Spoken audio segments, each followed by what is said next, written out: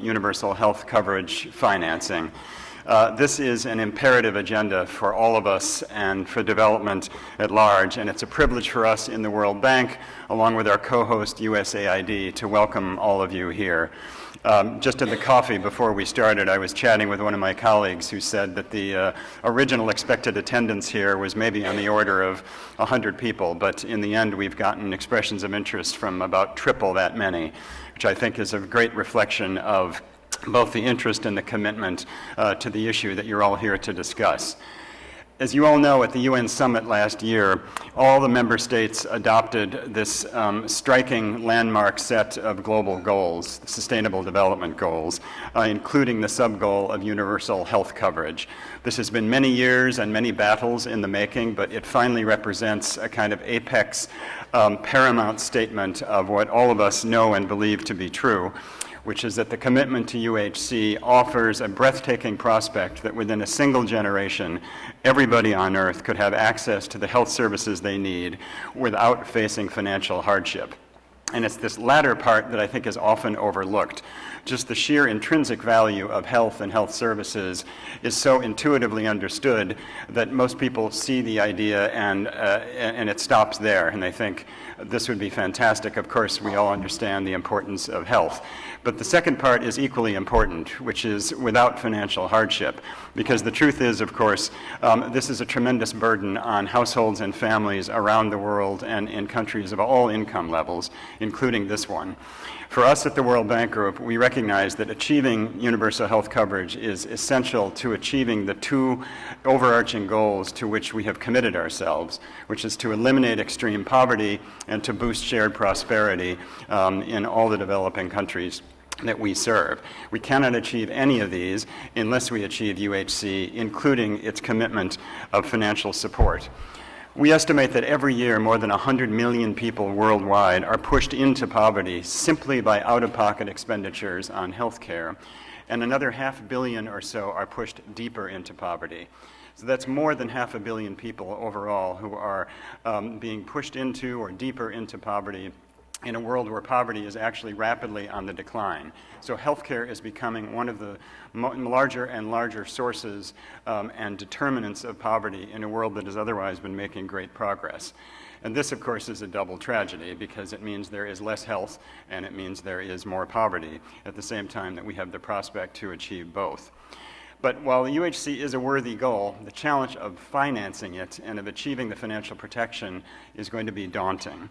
The Lancet Commission on Investing in Health, as most of you know, has estimated that we're going to need an additional 70 to 90 billion US dollars per year simply to make basic services universally available in low and lower middle income countries. This financing gap is substantial. It corresponds to about 1/3 the annual current total health spending in these countries. So this is not trivial, and it cannot be achieved simply by working through traditional means or mechanisms. There are forecasts this week in the Lancet projecting that despite all the progress we made in the past decade, the current trends of health expenditure are not enough to fill the gap in the time to which we have committed ourselves. So to put low and lower middle income countries on a more ambitious trajectory and with a hope of actually achieving the UHC goals, we're going to need a transformation of traditional approaches to domestic and external financing of health. One first step to this was the Financing for Development conference last year in Addis, which preceded the SDG summit, where the member states agreed on an action agenda for financing the SDGs. This corrected what had been a crucial gap in the MDGs, which had never come with a complementary financing strategy, and it represents a bold and innovative new approach to financing. It's a starting point, but it's by no means the end point. And in every area, and especially in areas that are so important as health, we're going to need to do greatly innovative thinking on top of the other agendas that are already underway. For example, with many of the partners represented here today, last year we launched the Global Financing Facility for Every Woman, Every Child to spearhead innovations in development finance, in health, and for health goals. So the purpose of this forum, which is a wonderful event, is to bring together a wide range of countries and partner organizations to exchange views and experiences and to build consensus around the approaches that are going to enable us to strengthen health financing policies and strategies to achieve these goals that we hold so dear. So on behalf of the World Bank Group and our president, Dr. Jim Kim, I want to wish you a very productive discussion over the next 2 days, and I look forward very much to hearing about the conclusions. I regret very much that our spring meetings are going to keep me away from most of the proceedings here, but I will be debriefing my team when this is done to hear about where you've come out and what the World Bank can do to contribute to this. At the moment, I can commit us to fully support this forum as an annual event. This is the inaugural of these, but this could become a landmark series of events to deepen the debate, to nurture our collective commitment, and ultimately to be the starting point of the achievement of these goals that we know are of such great importance to the overall development agenda. So welcome, good luck, and thank you for being here.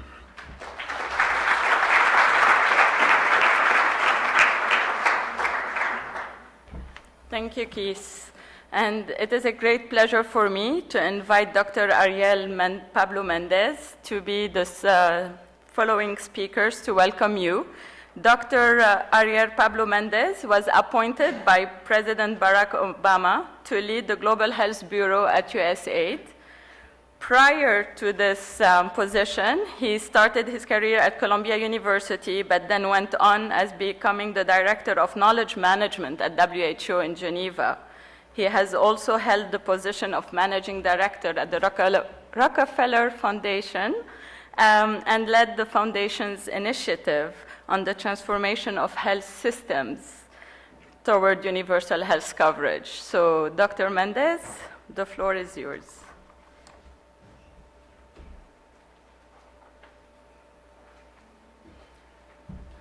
Good morning. Thank you, Sadia. And I would like to join Keith and welcome you all, many friends in the room, to this inaugural UHC Financing Forum. And I would like to thank the World Bank also for the great collaboration, Tim Evans and many others, especially during this important spring meetings week. This forum has really been the culmination of many efforts and events over the last decade or so. And I think that many of you have been champions at the country level, at the global level, of what is an increasingly important movement towards domestic resource mobilization and universal health coverage. The 2000 World Health Report, and we have Chris here, was very important in bringing a rational approach to health systems when it was considered fuzzy. A resolution on health financing and team and health coverage in the global stage. 2010, the World Health Report, and David Evans again, an incredible piece that has really catalyzed the energy in our space. In 2012, the UN resolution on universal health coverage. We now have World UHC Day on December 12th every year. 2015, enshrining this aspiration and all governments signing up to it in the Sustainable Development Goals. And this year, led by Prime Minister Abe of Japan, the G7 will also be putting forward the aspiration of universal health coverage. So it's really an incredible ride for what is a movement, a policy movement that has to be rooted at the country level, but where we all can be part of this effort. The progress in global health, as mentioned by Keith, has been incredible. And the MDGs era opened now the possibility for closing the gap in life expectancy between rich and poor countries in a generation. A grand convergence vision is also enshrined in the SDG goals and targets by 2030. And the Lancet Commission indeed made those estimates. Yeah, over $70 million will be needed to close the gap, but that will mean 10 million additional lives saved every year. So that's an important goal. And the economic impact also is quite significant, 9 to 20-fold payoff of those investment per dollar. Larry Summers likes to say there's no other better investment than that. And unfortunately, development assistance for health has been flat, even though we are coming off what is really the golden age era of ODA for health, or development assistance for health. And so it will not be ODA that will meet that gap. And despite the recent recession here, the last generation or so in what is now the emerging economies in the world have seen a historical 5-fold increase in GDP per capita in the world, driven by demographic dividend, global trade, better governance. With half of the low-income countries graduating to a higher status level since the year 2000. It's quite significant transformation, historical time.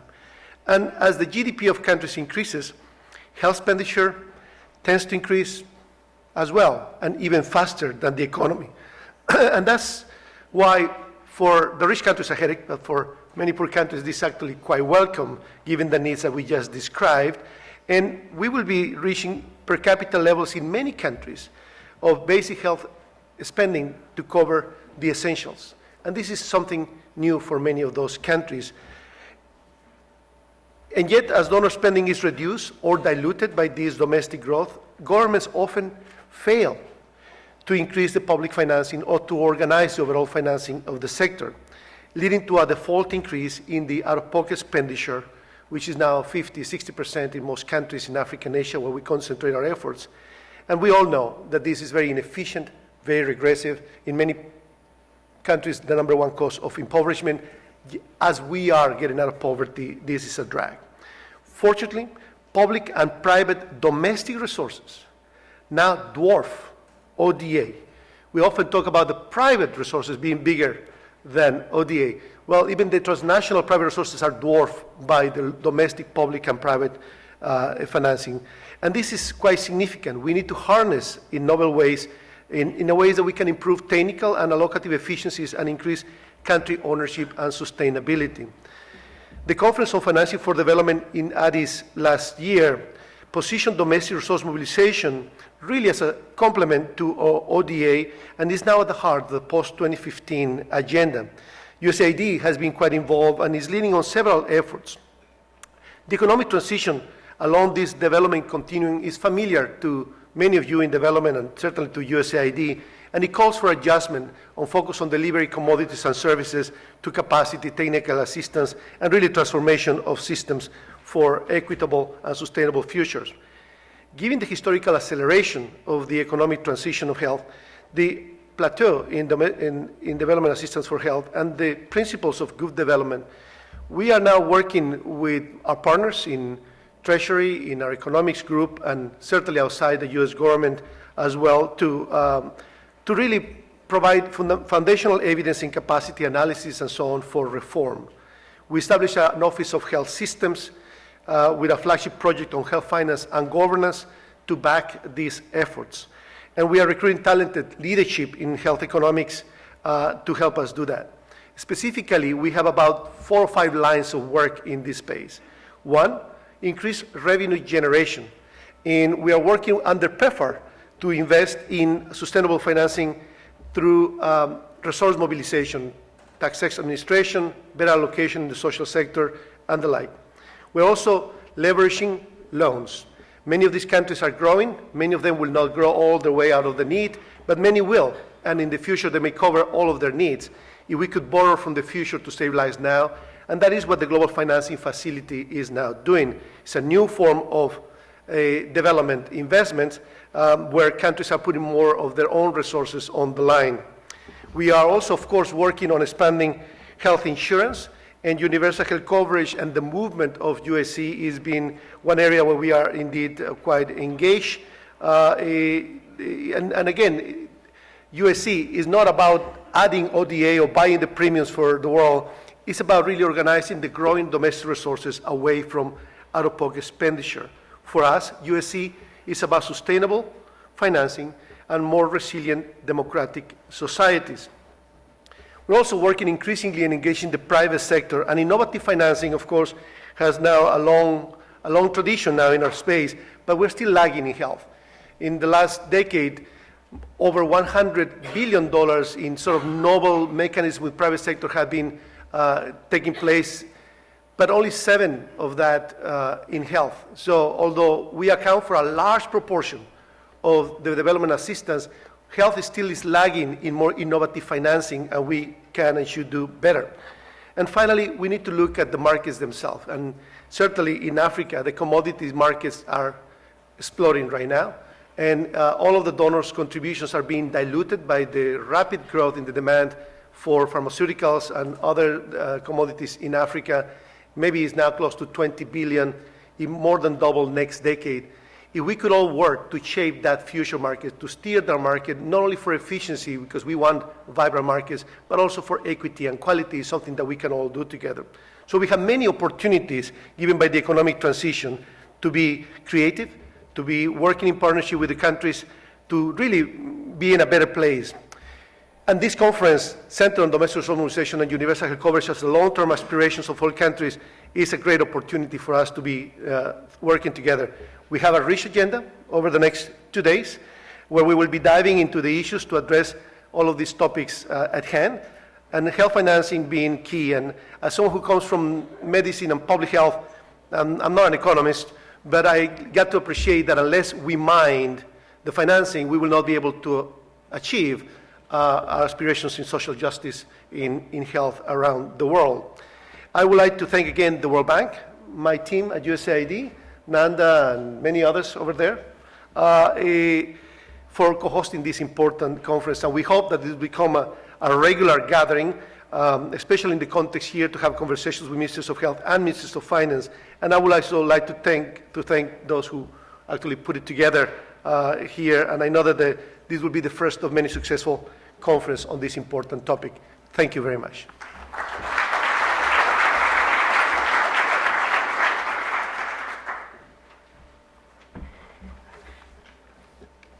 Thank you. As you have heard by our both speakers, while we have governments and partners together as aligned, have achieved a lot in terms of health outcomes, be it maternal or under 5 mortality, be it increase in life expectancy, being increasing coverage of services to cover a larger population, trying to minimize the financial risk of the most needed.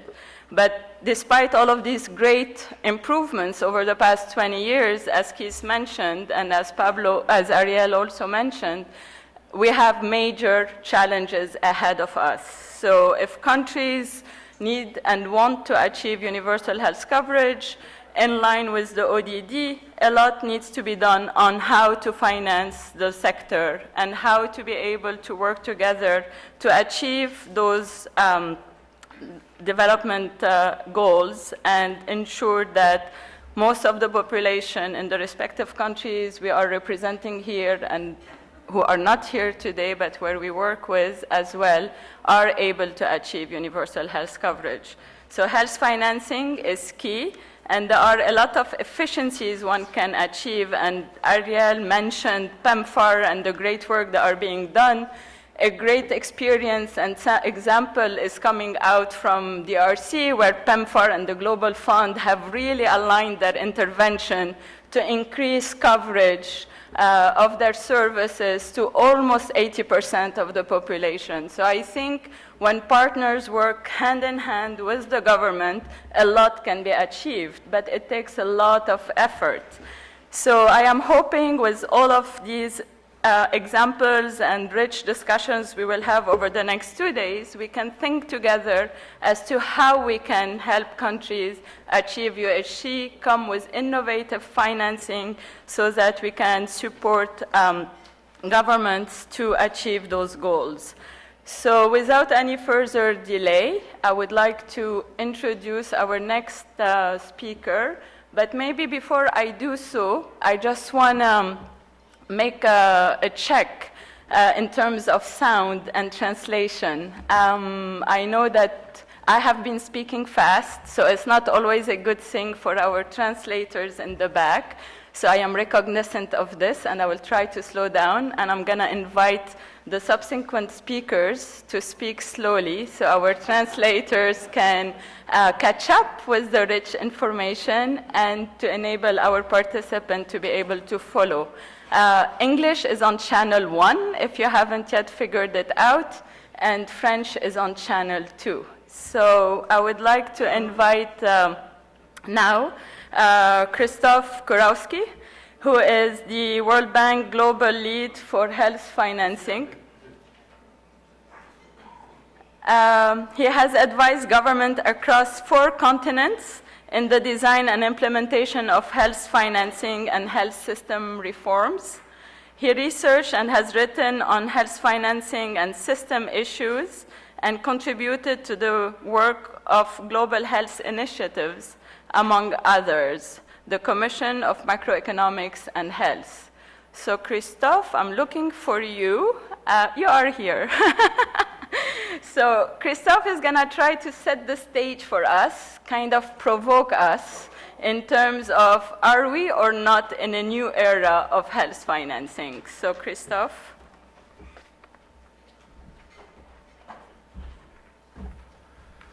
Thanks so much, Hadia. Just check, get reset. So good morning and welcome, the honorable ministers, I think, of planning, education, finance and health, your colleagues and friends.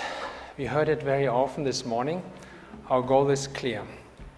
We committed to ensuring that all people have access to health services that they need without financial hardship within a generation, within less than a generation. So what I will do in the next 20 minutes is I will make the case that we face a daunting challenge in mobilizing the resources to make progress towards this goal. I will make the case that we know the principal mechanisms and have some sort of a sense of the magnitude and know that it's feasible. But I will also make the case that we often don't know exactly the way forward. Finally, I want to challenge you all to think about the paradigm shifts in strengthening country health financing systems. And we strongly believe that this is the only way to truly ring in a new era of health financing. This presentation is based on the background paper that you all have. I hope the presentation and the paper will provide a useful starting point for our discussions and debates here, to which we look very much forward and really want to challenge you again. Think about what would constitute a new era of health financing. Charting the way forward will require a collective effort of governments, of partners, researchers, civil society, donors and others, and all of which are here today in this room. So it's a great privilege to have you all with us today. Now, before I want to talk about financing, let me briefly talk about the principles of universal health coverage and its implication for health financing. Our commitment to achieve universal health coverage actually changes the way we think about health and health improving health. It is a shift from a disease-specific approach, a programmatic approach, to comprehensive care. And this is reflected in the famous QP on the diagonal dimension. It is also a departure from efforts to rapidly scale up services targeted to those most in need, to really reaching out to all people, making the last mile, which is on the horizontal axis of this cube.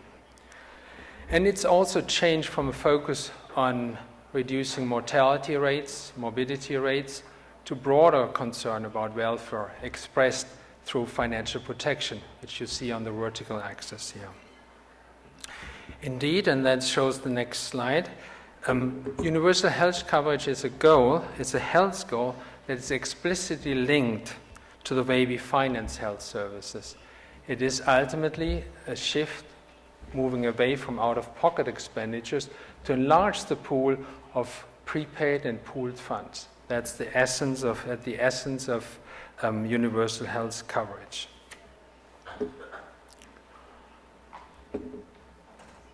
Now, sorry, I think I jumped the slide here. Let's see whether I can reverse this. Yeah, a few more points on this one. Improvements in any of these three axes of the globe can be done in two ways. One is more money for health, or more health for the money.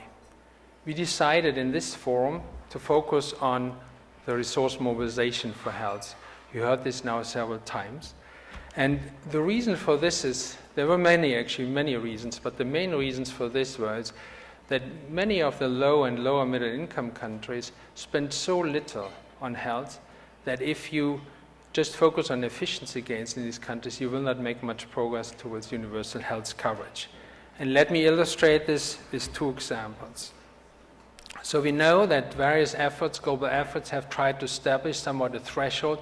What would we have to spend to achieve at least access to basic services in countries? And we came up with a benchmark of roughly $80 to $100 per person. Yet in most countries, governments spend less, far less of this target. It's a small fraction. And this shows the next slide. For example, 75 million people on the left side receive less than $5 of public health spending per year. This is roughly the cost of a coffee when you step out of the hotel, walk around the corner and want to grab one. This is the annual cost. And approximately 2.4 billion receive on average less than $25 of public health spending per capita. And remember, 2.4 billion people, that is roughly a third of the world's population. That's what they get in terms of prepaid pooled resources. Let me turn to another example. We estimate that in LICs and LMICs, so low and lower middle income countries, total health spending amounts to roughly $265 billion in 2013. However, as you can see here, the vast majority or the large majority is out-of-pocket expenditures, and only $100 billion are actually government investment. Now, remember, some mentioned it before, the Lancet Commission estimated that 70 to 90 billion annually are needed to achieve access in those countries to essential basic package. Now, this is roughly the same amount that governments are currently spending. So actually, government efforts would have to double to achieve this goal. Now, seeing this kind of massive shortfall in terms of resources available, prepaid and pooled resources, let's have a look at the principal mechanisms to raise these additional prepaid pooled funds. There are four in principle. Two will lead to more government spending. One is simply increasing the ability of governments to raise more revenue. And the second associated to this is the ability to prioritize health in government budgets. We heard it before also from Ariel. There are other options. One is development assistance for health and increasing it. Another one is to start harnessing better the private sector financing. Now, what I'm going to do in the next slides, I will give you a sense of the feasibility of raising these kind of funds through these mechanisms. The potential of increasing prepaid and pooled funds simply by raising the ability of governments to raise more revenue is significant. What you see here on the left-hand side is that this ability varies significantly across countries. And you see a wide range, almost a fourfold range in this kind of capacity. The mean of this is roughly 20% of GDP in low and lower middle income countries. So those countries raise 23% of their GDP as government revenue. Now what we did is we modeled what would happen if you would raise all those countries that are below this level to that median, so just to the median across those countries. This would contribute simply, keeping all other factors constant, $18 billion to close that financing gap that we have, treating those countries simply as one, and would translate into an increase in spending of $5 per capita. This could be simply accomplished by adding additional taxes to the tax base, increasing levels of taxes, but most importantly also better enforcing the collection of taxes in countries. Now let's move towards the next option. This is about increasing the prepaid and pooled resources by simply giving greater priority to health in government budgets. Again, you see the wide variation across countries on the left-hand side, across low-income countries and low-middle-income countries. And this variation is almost tenfold, from 2% to 20% of government budgets. Now, we did the same exercise here. We established the median, which is roughly 10%, and raised the spending in the prioritization of health in all countries that fall short of this median, just to this median, so just to the middle in these countries. And that would raise $52 billion. And it's important to remember what's the shortfall. We talked about 70 to 90 billion globally are needed. Simply the measure of better prioritizing health seems the most promising approach to raise the funding in countries to achieve the millennium, to achieve universal coverage. That translates in roughly $15 per capita available in all those countries together.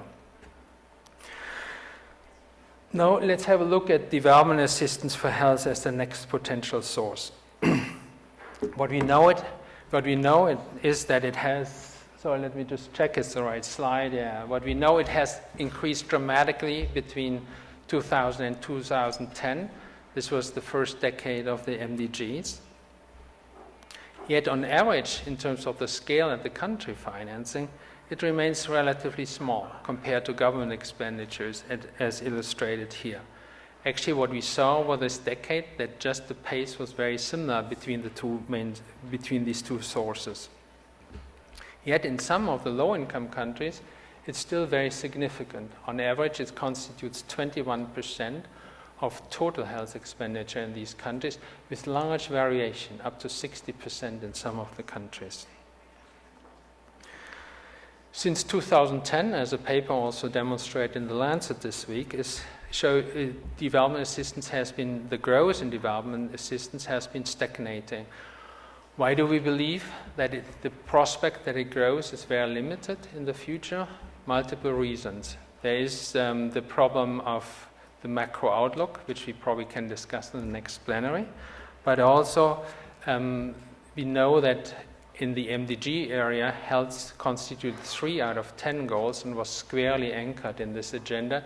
Now it's simply 1 out of 17, so there's much more competition for few resources. The final source we discussed is the role of private financing, as was mentioned before. Private financing is substantial in countries. It's the largest source of financing. 60% in most of the countries, with the largest share, however, out-of-pocket expenditures. It remains very difficult to harness into prepaid and pooled funds. What you see here in comparison is the share that has been actually pooled through private health insurance, and it's very small. Beyond this role of private insurance to harness these kind of funds into prepaid and pooled mechanisms, we know little, and we know little what's the contribution actually of the private sector to resource mobilization. So as demonstrated,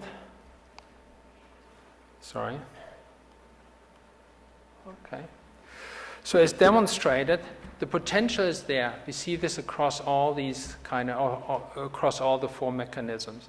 However, as I mentioned before, the way forward is not clear.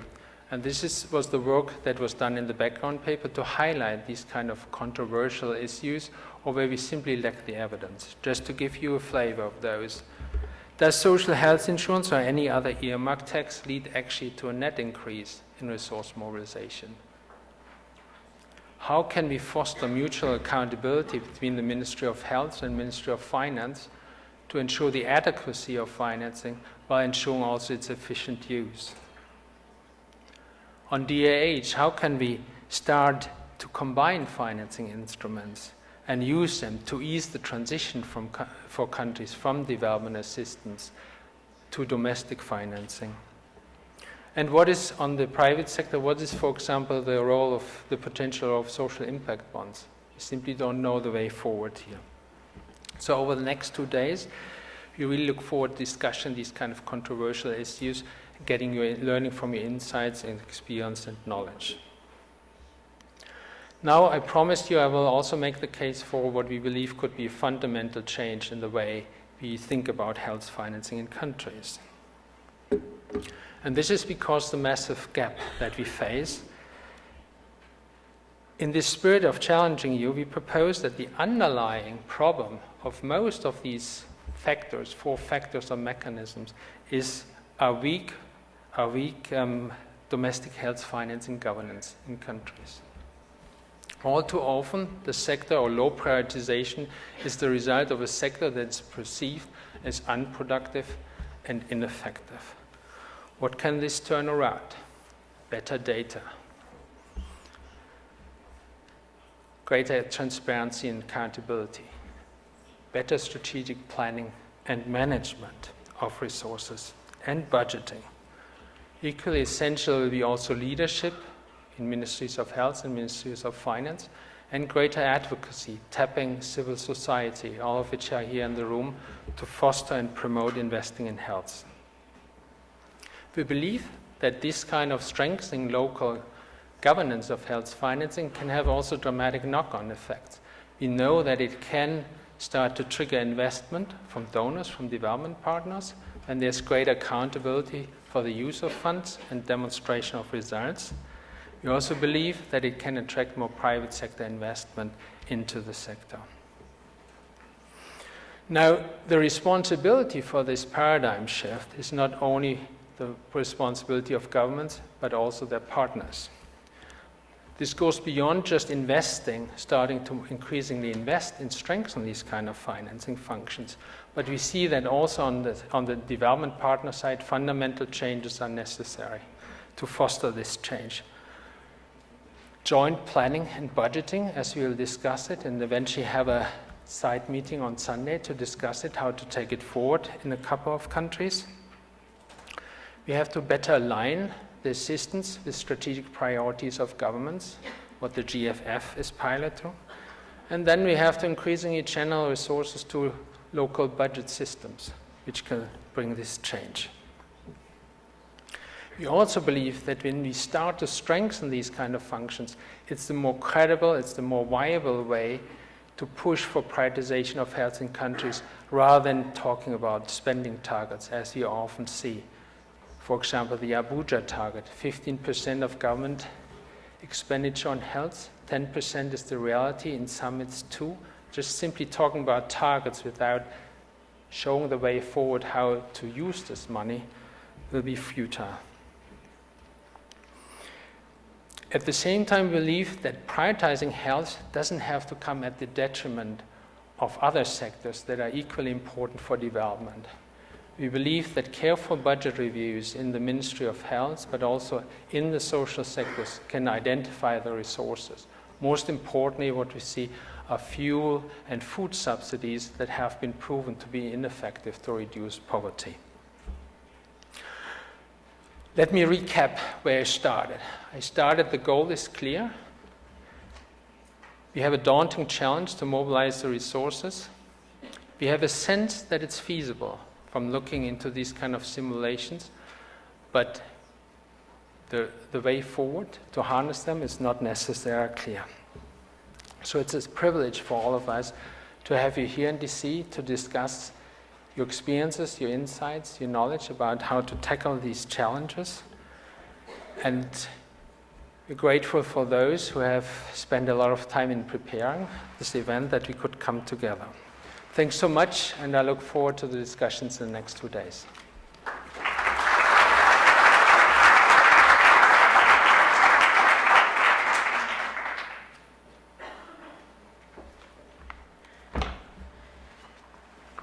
Thank you very much, Christophe. I think you have laid out the ground for how this next 2 days or day and a half will be organized around the 4 key areas you have identified in terms of increasing government revenue, as well as prioritizing for health, increasing the development assistance, and how to harness private sector investment. Basically, more money for health and more health for what we are investing in. So for now, we're going to move into our first panel session, which will be moderated by Joe Kutsin. Before I introduce this session, I would like to invite the panelists to join us here. So je voudrais inviter Son Excellence, Monsieur Yves Moulin. His Excellency Henry Yves Moulin, Minister of the RDC, and His Excellency Mr. Regis Amongo, Minister of Development for Gabon.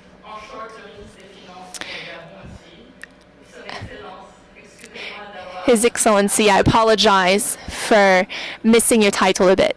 I would like to also invite Jeremiah Spall, who is the Undersecretary Finance from the Philippines, Janet Vega, the Chief Executive Officer at the National Health Insurance Fund in Chile, Nathaniel Otto, Nick Dyer, Victoria Perry, and Ajay Tandon.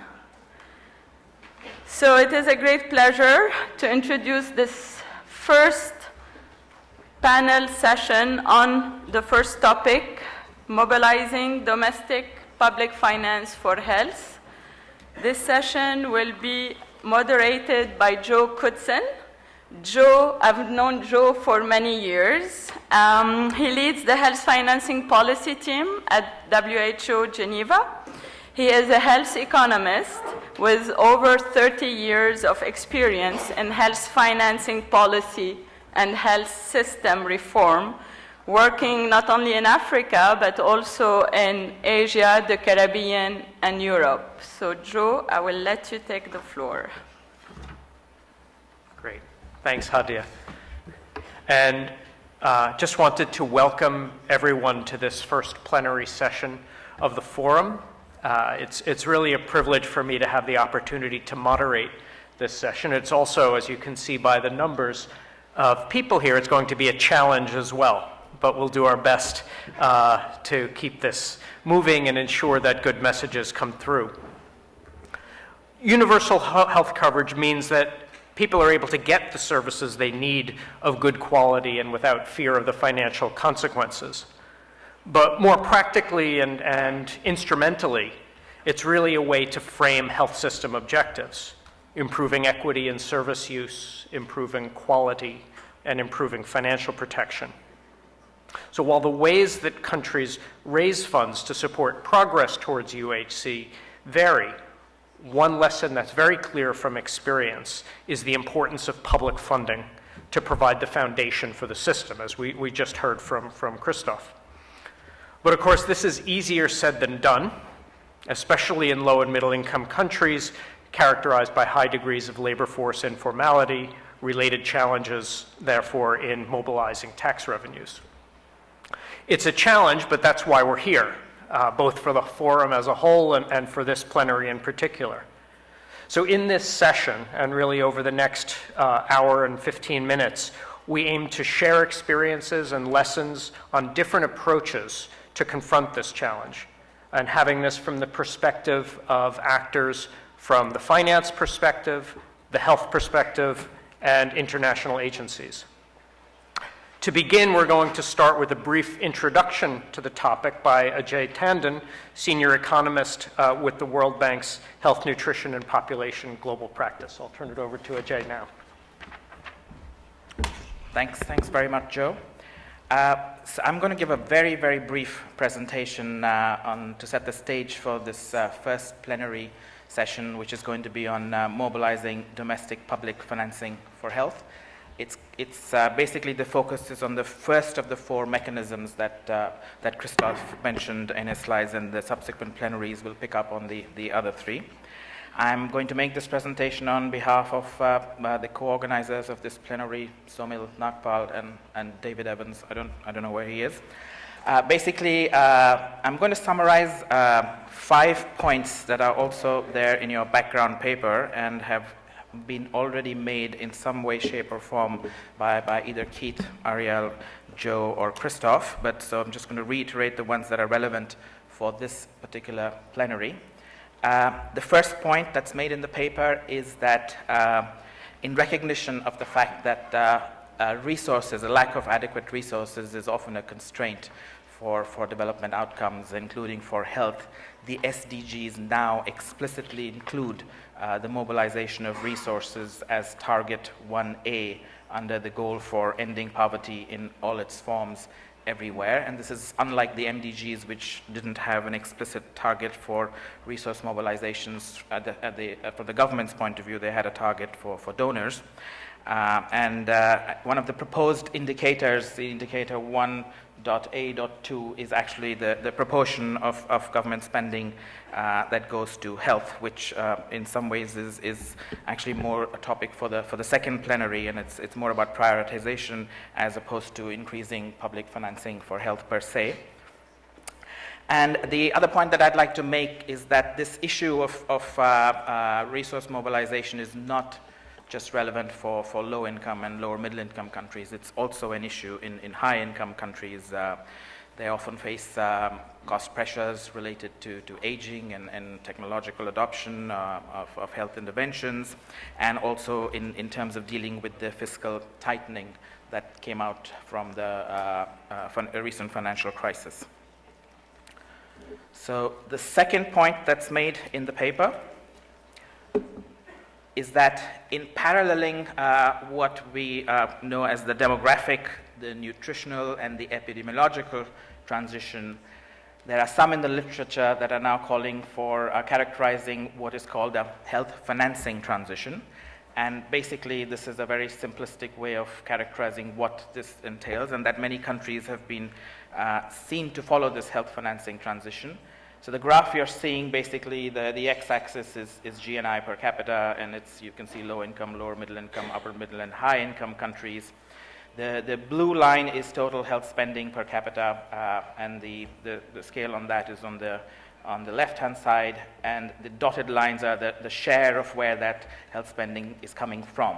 And that's from external sources, and I've also pointed out the out-of-pocket spending sources. So the health financing transition is this tendency for countries as they become richer to increase total health spending per capita, but also changing the composition of where that health spending is coming from. There are two sets of transitions that occur. The first is a decline in the external sources of financing as countries become richer and as might be expected, and also a rise in the prepaid pooled share of financing total health expenditure. The flip side of that is this out-of-pocket spending share of total health expenditure tends to decline. This graph looks very smooth and seems to suggest that everything is it's inevitable almost that this happens, but as one of my colleagues always, Daniel Kotlier, I don't know if he's in the room, reminds me, this is actually a very messy process. In particular, one of the points to note here regarding the messiness is that the decline in external financing tends to happen much earlier than the replacement with prepaid pool financing. So there's a lag, and that even countries that are well into the middle income status tend to depend on out-of-pocket spending, and that's one of the points that you made. This hinders progress towards UHC. The third point made in the paper is that one of the challenges to increasing prepaid and pooled sources of financing is the low levels of revenue mobilization in low and lower middle income countries. The data here show that for low income countries, only about 19% of their GDP, they're able to raise only 19% as share of GDP. This is excluding grants, and for lower middle income countries, it's 27%, and it tends to go higher as you become richer. So not only do these countries have low GDP, it's also the share of the GDP that they're able to raise in revenues tends to be low. The fourth point made in the paper is following up from this third point, is that improving revenue efficiency will be key, especially in some countries. If you look at the data, the revenue share of GDP tends to be even lower than the average for low-income countries. In many countries such as Bangladesh, Ethiopia, Guatemala, Nigeria, Tanzania, Pakistan, and Uganda, just to name a few. So I think this was also the point underscored by Keith and Ariel, that improving tax and revenue efficiency, not just, we're not talking about raising tax rates per se, but just in terms of administrative efficiency, broadening the tax base, removing some of the loopholes, We don't want this panel to be a discussion on the Panama Papers. You know, Joe has mentioned this already 5 times since 9 a.m., but the point is related to that, about trying to increase the efficiency of revenue collection in these countries, and that is going to be key. There are some estimates in the literature that you can point to that say that if you have a 2 to 4% increase in the revenue share of GDP in low and lower middle income countries, that will equal the amount of external resources for health that these countries are currently receiving. And the fifth and the final point that's raised in the paper, and which tends to be a little controversial at times, is the question of whether countries should earmark taxes for health when raising resources. A lot of countries seem to be doing that increasingly.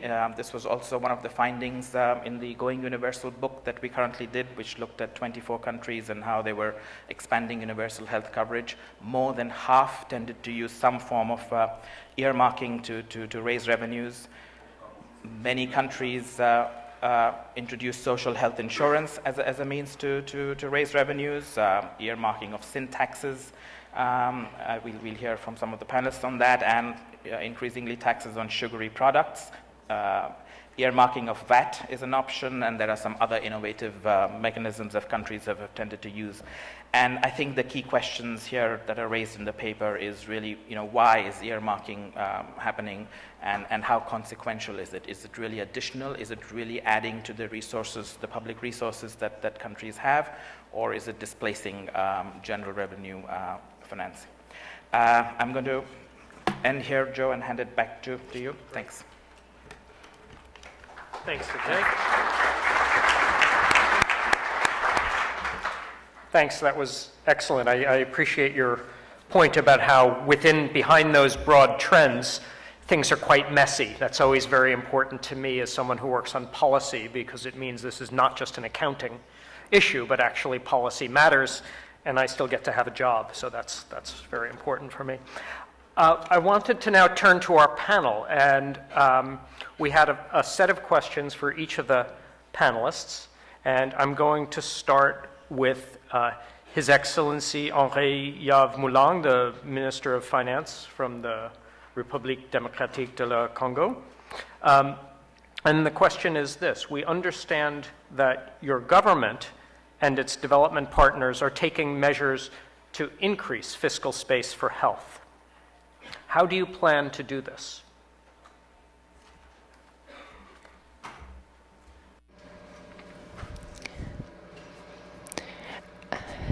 The microphone is not working. The interpreter cannot hear. These are the great lines of our policy in the DRC. Can you hear me? To increase the proportion in its budget and fiscal revenues for health coverage. I would first like to say that our country has prepared its national development health plan for 2016-2020.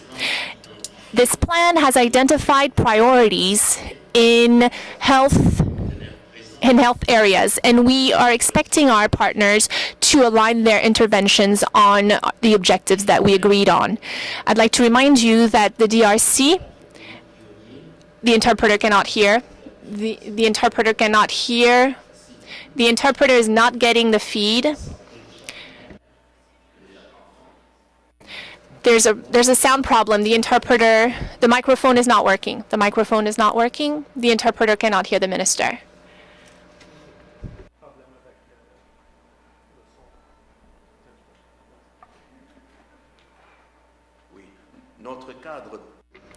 Still not working, still not working. The feed does not come through to the interpreter's booth. He's not speaking, so can someone speak into the microphone, please? Hello? Yes. Just much closer, please.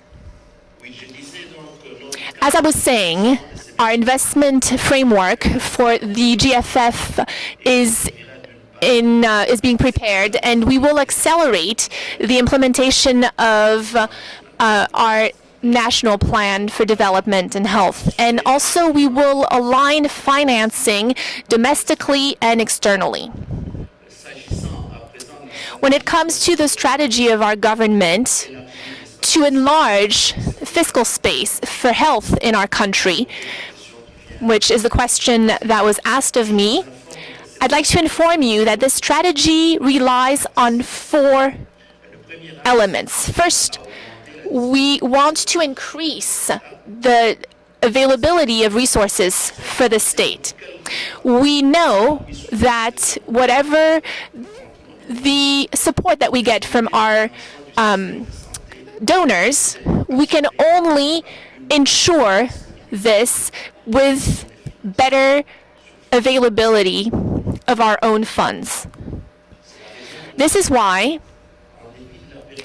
in spite of the difficult times that we are undergoing with the cost of commodities going down, our government has adopted measures to maintain a sustained economic growth. That is the only thing that will make the budget bigger and that will increase health spending. More revenues internally also means that the fiscal base will be larger, and there will also be more fiscal pressure on the informal sector that makes up a large part of our economy. With what happened in the mining sector, which contributes largely to our GDP, our government wants to diversify its economy by creating development conditions for other sectors that are promising, such as agriculture and agribusiness. The second element of the strategy for a better fiscal space has to do with a priority for the portion of the budget dedicated to health. I am glad to confirm that considerable efforts have been made by our government in this area. We almost doubled the part of the budget dedicated to health. It went from 4% in 2015 to 7.5% for this year's budget for 2016. This effort will continue to increase all the way to 2030 because we understand the importance of investing our own funds in health in order to improve productivity of our human capital. The third element has to do with increasing global resources internally for health.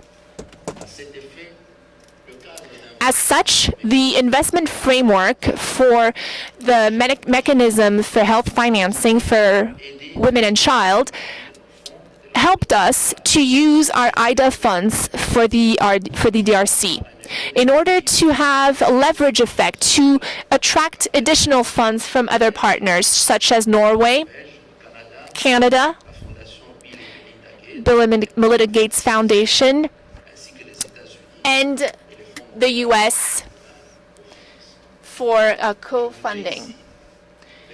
I would like to reaffirm that while we understand the importance and the priority of the health sector with our own funds that we try to increase, the support of our technical and financial partners is very important, considering what our resources are being constrained by.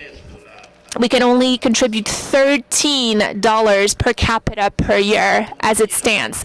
We're far behind the average of sub-Saharan African countries. The last element, but not the least, has to do with the fiscal space and better yield for our collective investments in health. Une meilleure efficience et efficacité en termes de qualité de soins pour for better quality of health for the poor and the vulnerable. We should start with a better utilization of our present resources to improve the performance of the health system. In this regard, we appreciate the preparation of the health plan sponsored by the World Bank, which has been agreed upon by our various agencies. These are the elements that I wanted to emphasize, especially highlighting the four major pillars. We're going to turn now to Gabon and His Excellency Mr. Regis Imongo, who's the Minister of Sustainable Development, Economy, Investment, Promotion, and Perspective.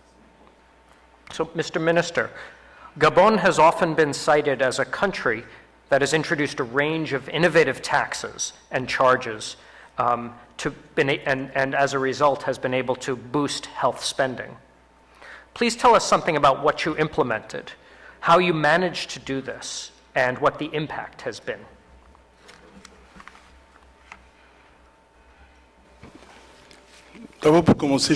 First of all, let me thank you for inviting me to this panel to talk about issues that are very relevant to African countries. We cannot be talking about sustainability of development if we do not master health issues.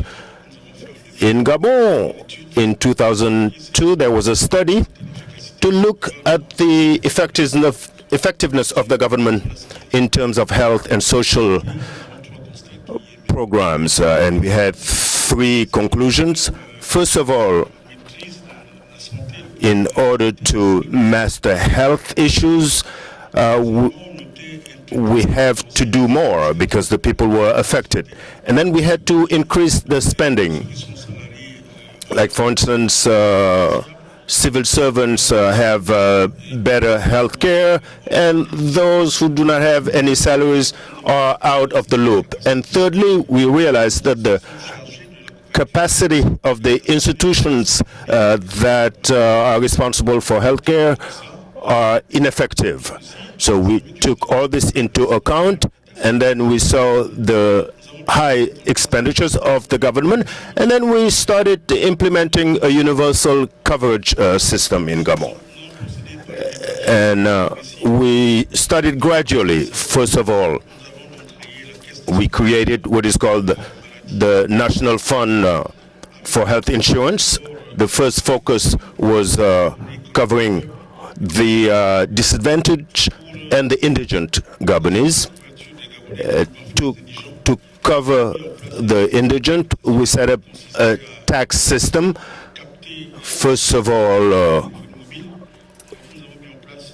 put some taxes on phone communications, cell phones, which is about 10% of the operation expenses of the companies. And then we tax MoneyGram, Western Union transfers, and then also taxes were therefore used to cover these indigent communities, and there was a guarantee fund within the healthcare insurance system. And then in 2010, we expanded the mechanism to the civil servants. We created a fund for government employees, and then in 2002, we covered the public and parapublic employees. So there, what we try to do is to take 6.6% of the tax revenue, and one part was from the employer and 2% from the employee. And all these taxes allowed us to have a national fund that covers about 80% of the risk, and that's what is supported by the economic affairs, and then 20% from the employee. And we noticed that there is an improvement of coverage, health coverage in Gabon, but this mechanism causes some concerns.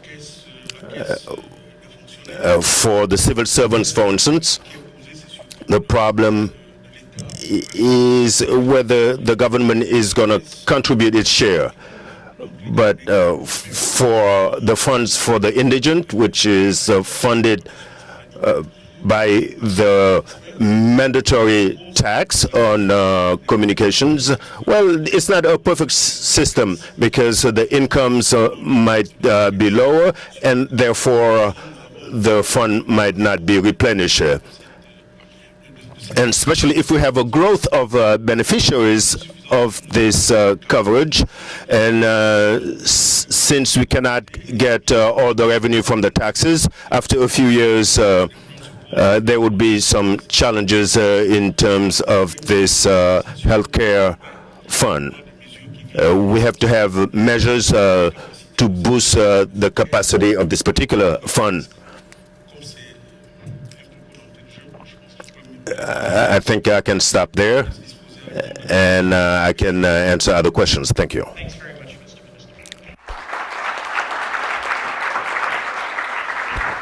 And just on this very last point, to give everyone an understanding of where we're going to have this first round of individual questions to go through all 7 panelists, but then we'll open to the floor. So if you have any questions or things you'd like to raise for the panel, for any of us, I think, then just you can start to think about that now as we continue to go through the individual Q&A to initiate things. So now I want to turn to Mr. Jeremias Paul, who has been until recently from the Department of Finance in the Philippines. I would just be happy to acknowledge that he's very recently joined WHO's tobacco program in Geneva. And actually there's a connection between these two because of the Philippines' experience with tobacco taxation. Now on this issue, many, perhaps most public finance economists are opposed to earmarking tax revenues. We know that, but at the same time we also know the use of earmarking is widespread. And your experience in the Philippines with the earmarking of tobacco tax revenues to expand health insurance for the poor is an especially notable example. So the question is this: why did the Department of Finance, your department, decide to use this instrument of earmarking? And what consequences have you observed, both positively and negatively? Thank you very much. I'd like to make 3 points. First, I'd like to point out that the experience of the Philippines shows that tobacco taxation is a low-lying fruit to raise revenues for health. And for the first 3 years of implementation, we have generated $3.9 billion. We have tripled the Department of Health budget from about $1 billion in 2012 to about close to $3 billion in 2016.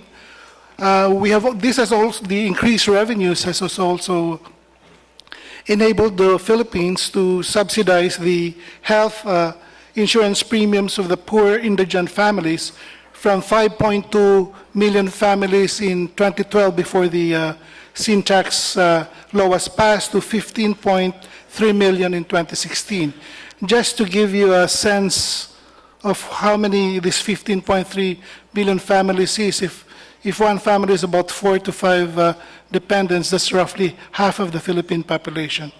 And the sin tax has been a critical factor in an investment grade of the Philippines, which has also generated fiscal space because of the revenue savings from interest cost. So why did we decide to earmark tobacco taxation?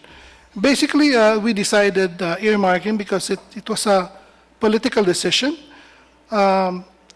We made a survey and we determined that among the various ways by which we can raise revenues, sin tax was one that was politically easy. Easy in the sense that there was public openness to it because as long as they knew where the money was going. So in that particular case, we decided that it will essentially, bulk of it will go to universal health care.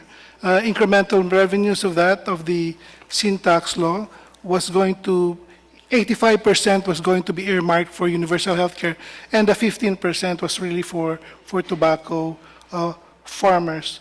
So, but what is important is in this earmarking, it's that while there is there is something where, while there is, in a way, assurance of funding for the Department of Health, they still have to go to the appropriations process. So in a way, it's a soft earmarking. It's not a blank check. You have to have a concrete program. For example, if the Department of Budget and Management will not release money for the insurance premiums if there is no list of names. Again, this is not a blank check. Our person from Field Health can attest to that. The last point I'd like to stress is that generally you have to understand the mindset of finance ministers. They're generally against earmarking, and they also want to make sure that you spend your money wisely. There should be efficient, effective, and outcome-oriented.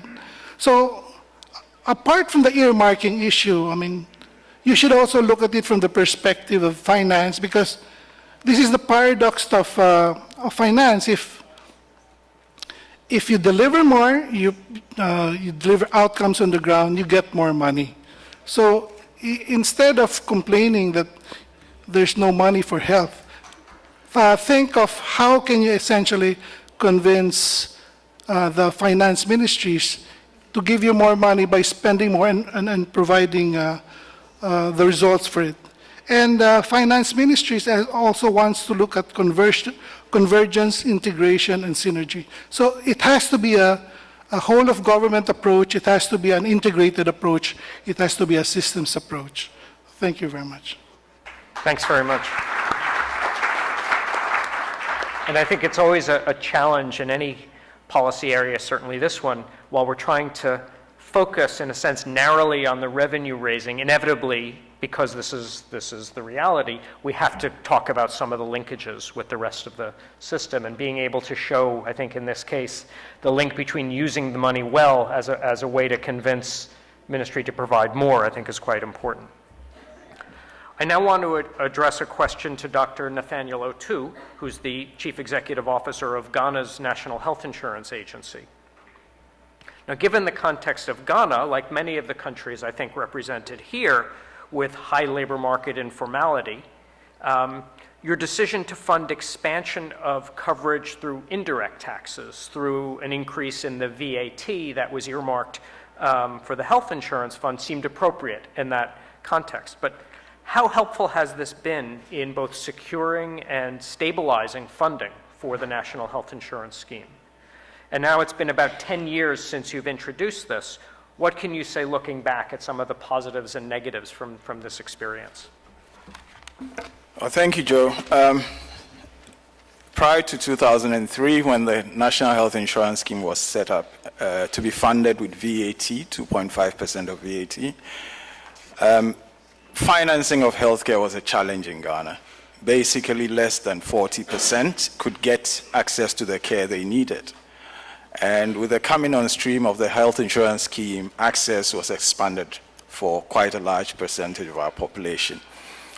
It was appropriate to find a way to specifically provide funds for the health insurance scheme. First of all, because the way it was structured, it could not go on the normal budgeting system of the country. The second thing was that there was a constrained fiscal space, and there was an innovative way that we needed to raise the money. The government that was in power then was opposed to VAT when the previous government introduced it. And therefore, it became a challenge to earmark funds from VAT for health insurance. Basically, what we had to do was to increase the rate of VAT from 12.5 to 15% to be able to do that.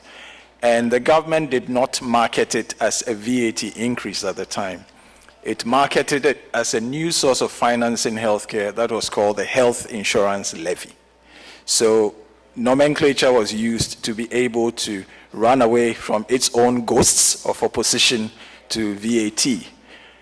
Following then, what happened was a system where gradually the health insurance fund was able to accumulate a pot of money because coverage started very slowly In the first year, we had a coverage of slightly less than $1 million, but the funds that were allocated came in as a percentage of VAT. So in the first 5 years, we were able to accumulate a war chest of close to $500 million, which was invested, getting a return of 2 percentage points above the treasury rate in Ghana. Now, with that, there was the ability to, go over the storm of thinness of financing as time went on. But now we've come full cycle, and we have constraints. The scheme has grown. It covers basically about 41% of the population, generous benefits package, and now constraints in financing. And in my career, I've had the opportunity to speak to 3 different finance ministers from different political parties, and their messages are the same. Their messages have been this: 2.5% has been earmarked for the National Health Insurance Scheme. 2.5% of VAT has been earmarked for the Educational Trust Fund. 2.5% has been earmarked for the District Assembly's Development Fund. And the Ministry of Finance has only half of VAT to contend with, to finance everything else. And the ministers will tell you that the human resource bill is anything close to 80%. And they have just about 20% to play with the rest of the statutory and discretionary spending of the country. Against this background, any move to ask for an increase in VAT is going to be opposed, and it has been opposed.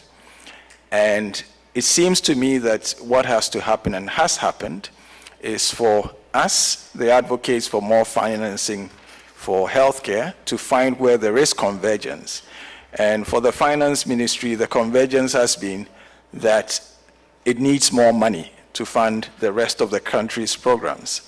And so in 2014, something new happened, and it was a move to expand the tax base rather than increase the VAT. That expansion of the tax base benefited the finance ministry in being able to get more funds to run the programs, but also for the health insurance scheme, getting in a little more money. The specific instruments that were used was an imposition of VAT on financial services and also an imposition of VAT on rental income. These have seen close to 15% increase in the financing to the NHIS. At this point, what we need to do is to have better accountability, better exhibition of frugality and better spending behavior of the monies that are given us. And that's the message I hear every time I have to engage with the finance ministry. So what we've done is to find ways of sharing information, ways of showing how we're being efficient, but also to show that there is need to rethink the whole construct of the health insurance scheme. And we are just in the midst of a reform right now. The reform is looking at how to better use money. The one thing I'll say finally is that the health insurance scheme, by the last account, was one of the biggest financing agents of the health sector. About 28% of all income, or all revenues in the health sector came from the VAT. The second thing is that there has been, should I say, a trend where really, the money from the health insurance scheme is just replacing some other expenditures that government gave from the budget. So overall, when you look, you don't see a great increase in financing of the health sector, and Ghana is here to achieve its Abuja targets. Thank you. Great. Thanks very much, Nat. There's very important issues raised around not just looking at the one tax, but the interactions with some of the other issues in the wider public finance context. We have another CEO of National Health Insurance Agency, Dr. Jeanette Vega from FONASA in Chile. We have now heard a few examples of experiences with earmarked taxes to fund the health system, and Chile uses this as well to fund your agency, also uses general budget transfers too.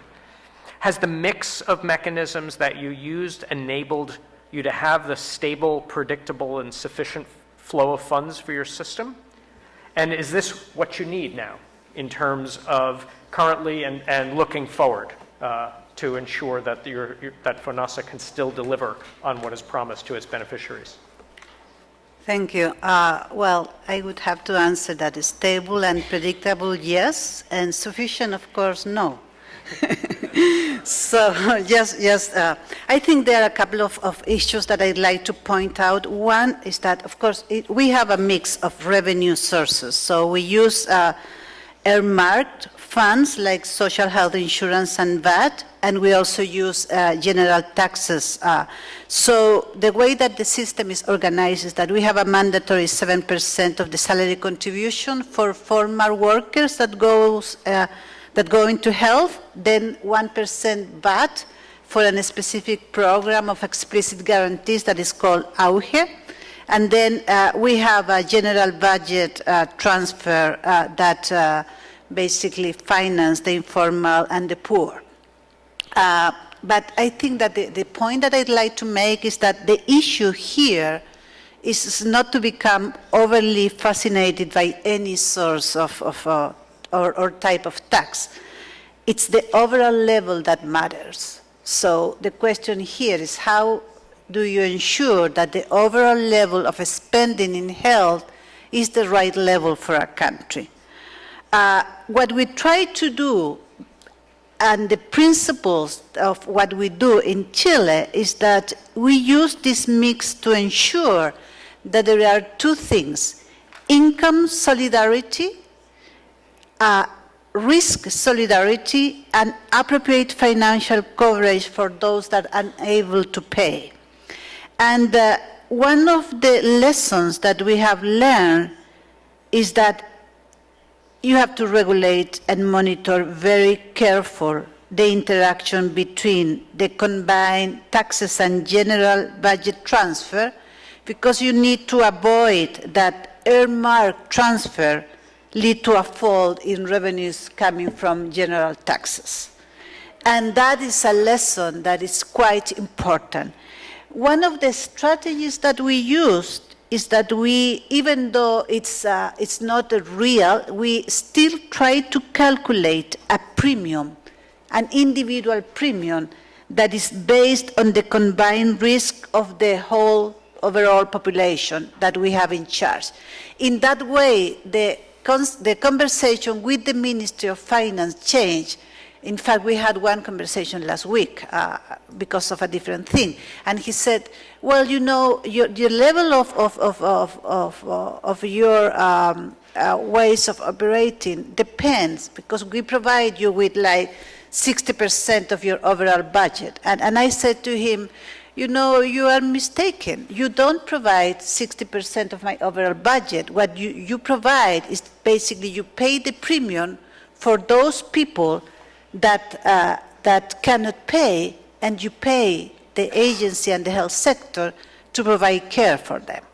So it's very important that if you are having this conversation, you realize what are the important issues. Now, regarding the future, and I think it's important to say that regarding the future, one thing that is very important is that whatever the level of financing you have, there is no way to get away with the reality that we won't have enough resources. And because we won't have enough resources, I strongly believe that we cannot be only focused on raising revenues without attention to the design of a better care system. I mean, I think that the next generation of health reforms are the health reforms of the provision of services. And I think that what we're having now, which is a classic primary care, secondary, tertiary care, is not the configuration we need for the next century. Now the people basically are living longer, 30 years with 5 conditions on average that you have to live with, and the place that should be the primary care place should be at home or where people are, home and work. And that is a completely different configuration. And then the use of technology becomes quite important. We don't have time to go into that, but I think that is the real issue for the future. Thank you. Great. Thanks very much, Janet. I'm hoping that perhaps in the discussion later we can get back to this issue of how you, in a sense, change the dialogue with your finance authorities from, in a sense, talking about almost an output-based kind of budget dialogue. What do we actually need per capita to effectively buy coverage for the population rather than just fund inputs? And I think that's a very critical issue actually going forward. So now we're going to turn to our international agencies, our last two, and to begin with Victoria Perry, who is Assistant Director of Fiscal Affairs, of the Fiscal Affairs Department and Division Chief of the Tax Policy Division of the IMF. And as we heard a while back during Ajay's presentation, mobilizing increased domestic revenues is a target in the SDGs. Now, what do you see as the main opportunities for developing countries to strengthen their tax systems? And how would you prioritize between the introduction of new revenue-raising mechanisms, new taxes, some of which we've heard from the other panelists, versus improving the fundamentals of tax administration? Thank you very much, Joe. And it's a privilege to be here to participate in this event and on this panel. I've already learned things in the time I've been here today, and this topic is incredibly important to the IMF as well as the bank, so I appreciate it. In answer to the question that Joe's posed, I would say the primary increases in domestic revenue for low and lower income countries in most cases really do have to come from the hard work of getting the fundamentals of the tax system right. This is sort of our experience in both policy and administration. For example, and I think there's been allusion quite a lot to the VAT here today, just for example, a well-designed and well-administered VAT has the potential to raise much more revenue as a proportion of GDP than, for example, even than does reducing avoidance by multinational enterprises, which is certainly a hot topic this week, though that is important. So that's the first thing. In most cases, improvements in that and effectively applying, say, the personal income tax beyond the salaries of public sector employees will raise more revenue and also, in many cases, help contribute to equitable outcomes. I think Christoph's very interesting opening presentation showed that simply raising general revenue to the current median in low-income and lower-middle-income countries could raise a substantial amount of money, and we certainly put a lot of effort into helping our member countries do that. That said, though, and this is something that is a bit different from earmarking, there's quite a lot of money can be raised from specific taxes that are used to correct harmful externalities. And of course, for this group, chief among those tends to be tobacco excises. So the issue isn't necessarily earmarking tobacco excises, but in and of themselves, they can contribute to health outcomes, of course, because they correct externalities. And I would say, I've sort of been asked about the introduction of new taxes, carbon taxes, or pricing carbon at appropriate levels with revenue going to the government, can raise a lot of money while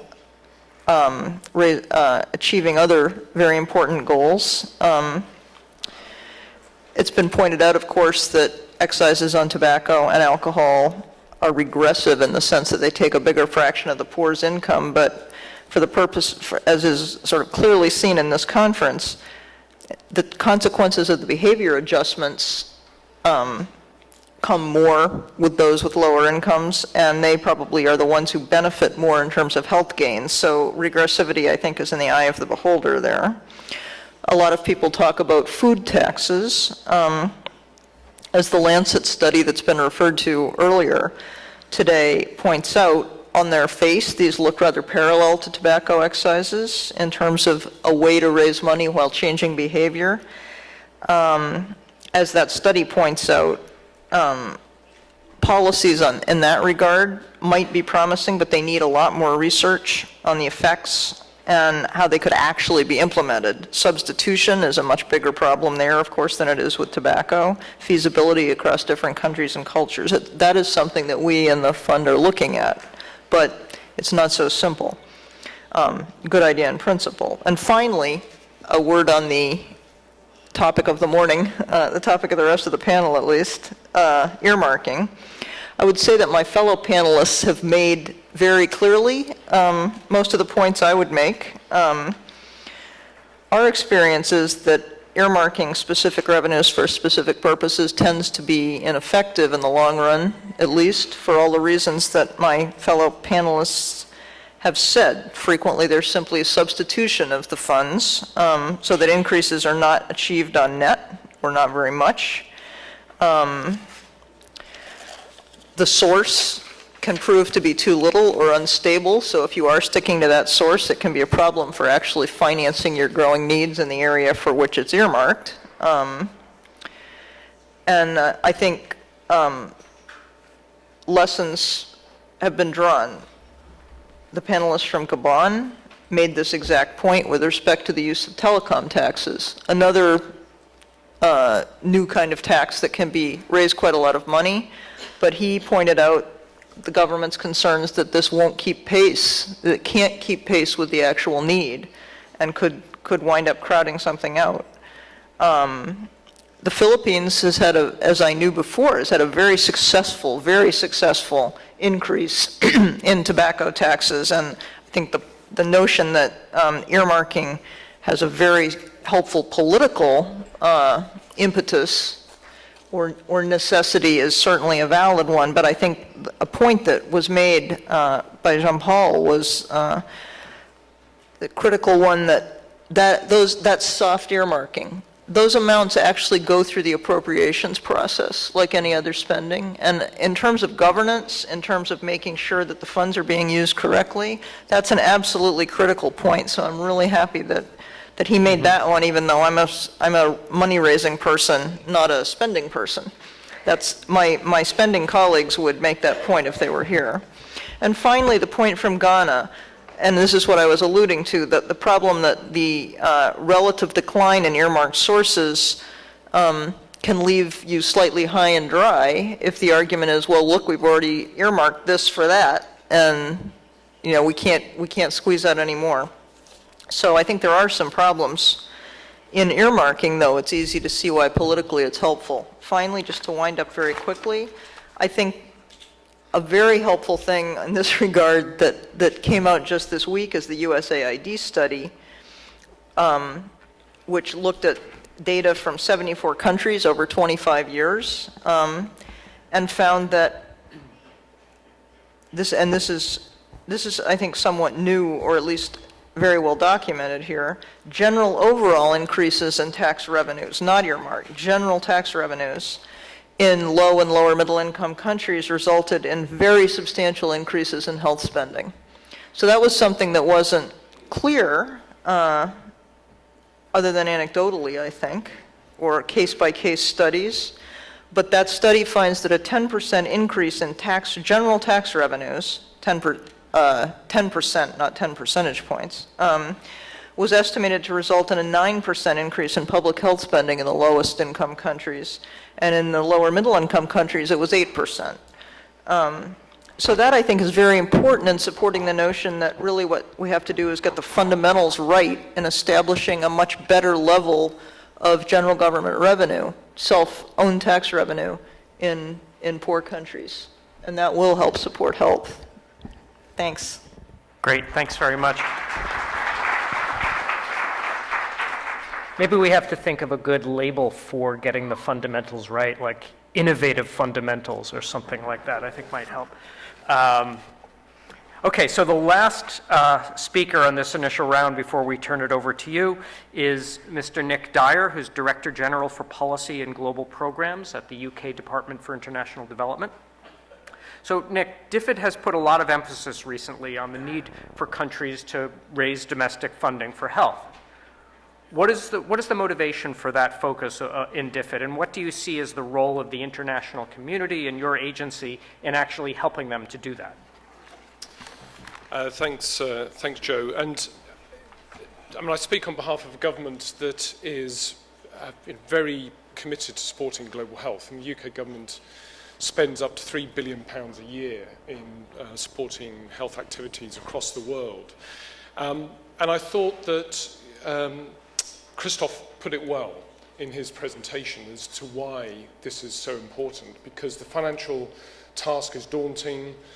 We know that most of the resources already come from domestic sources.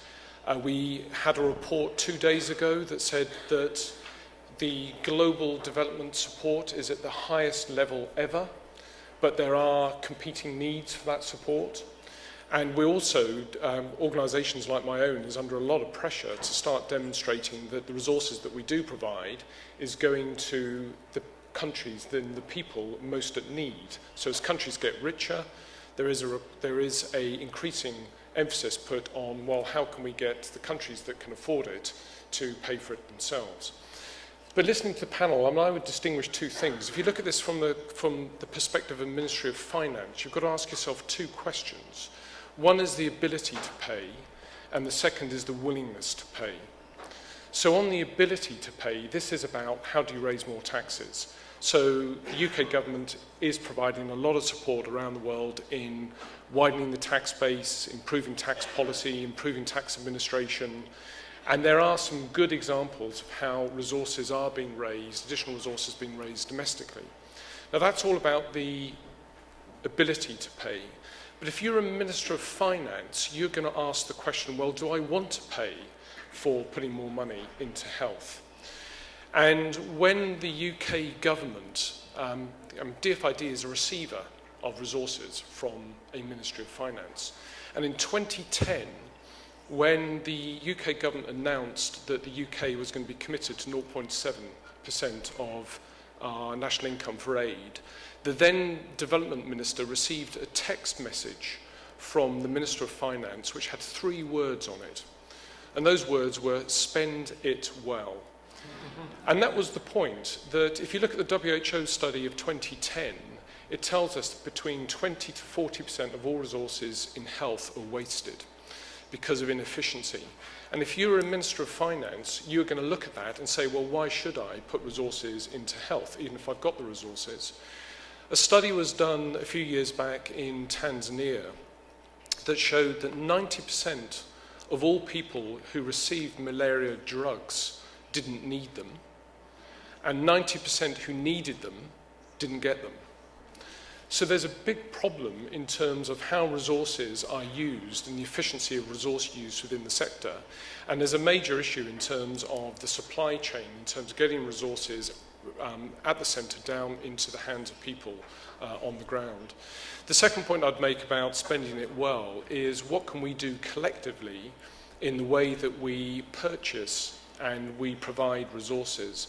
There are some really good examples of bulk purchase that have reduced the costs of bed nets by half, that reduced the cost of vaccines by half. You know, we have saved billions of dollars by thinking more commercially in terms of how we do our business. So improved commercial thinking, improved efficiency does make the case that we can spend it well. And I think we need to get into that virtuous circle, supporting how we raise the resources, the ability to pay, but also demonstrating the case in terms of the willingness to pay, in terms of how we use it. Thank you. Great. Thanks very much, Nick, and thanks for raising, I think, again, this issue. And obviously, we both can't avoid it and shouldn't avoid it, which is really the links between, you know, not just saying on the one hand we need more, but the importance of demonstrating that we know how to use the money well. With that, I wanted to now turn, are there any, if we have some roving microphones and so forth, and has any, yes, we have, I know, here and in the back there, just to start a first couple of questions. So Maureen, I know, here, and gentleman in the back, in the table in the back. Well, there's going to be, Maureen, there's because of translation that we need to, sorry. I will do it in English. Yeah. Okay, well, thank you very much. This was an excellent panel, and I am so impressed that people who have so much to say could say it so succinctly and pass it the microphone to the next speaker. But I wanted to pick up on something that a number of you mentioned, particularly from the Philippines and from Chile and from DFID, that the other way to raise money is to be more efficient. And efficiency really should be one of the pillars of trying to go forward, because you make money by being efficient. And I think it's something that we haven't done very much in health. And one of the things I have run up against in discussing this in many forums is that, well, we don't want to give people less.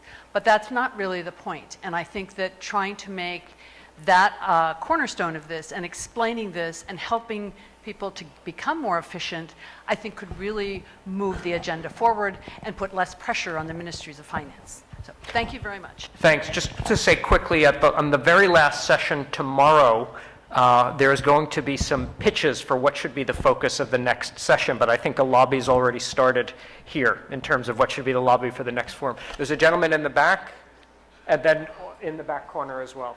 My name is Adu Muhammad. I head the Primary Care Development Agency in Nigeria.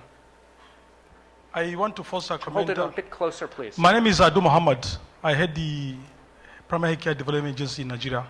I want to first commend the various speakers for their contributions. But I just wanted to, because for us in Nigeria, we are just about to embark on a very huge, ambitious agenda, which is universal healthcare through PAC, through PAC. And we've been thinking of a lot of options because funding, of course, is required. And from the presentation that has been made, it's very obvious that looking at other sources of funding beside domestic resources will be difficult to be able to actually implement universal healthcare. From the presentation made by the gentleman from Philippines, it's obvious that yes, tobacco earmarking could be a source of funding, but from the various presentations, it's really very obvious that that is an exception. Because it definitely will not provide the required resources required to bridge the gap in terms of UHC. So I'm just wondering that for us in Nigeria, we're thinking of syntax.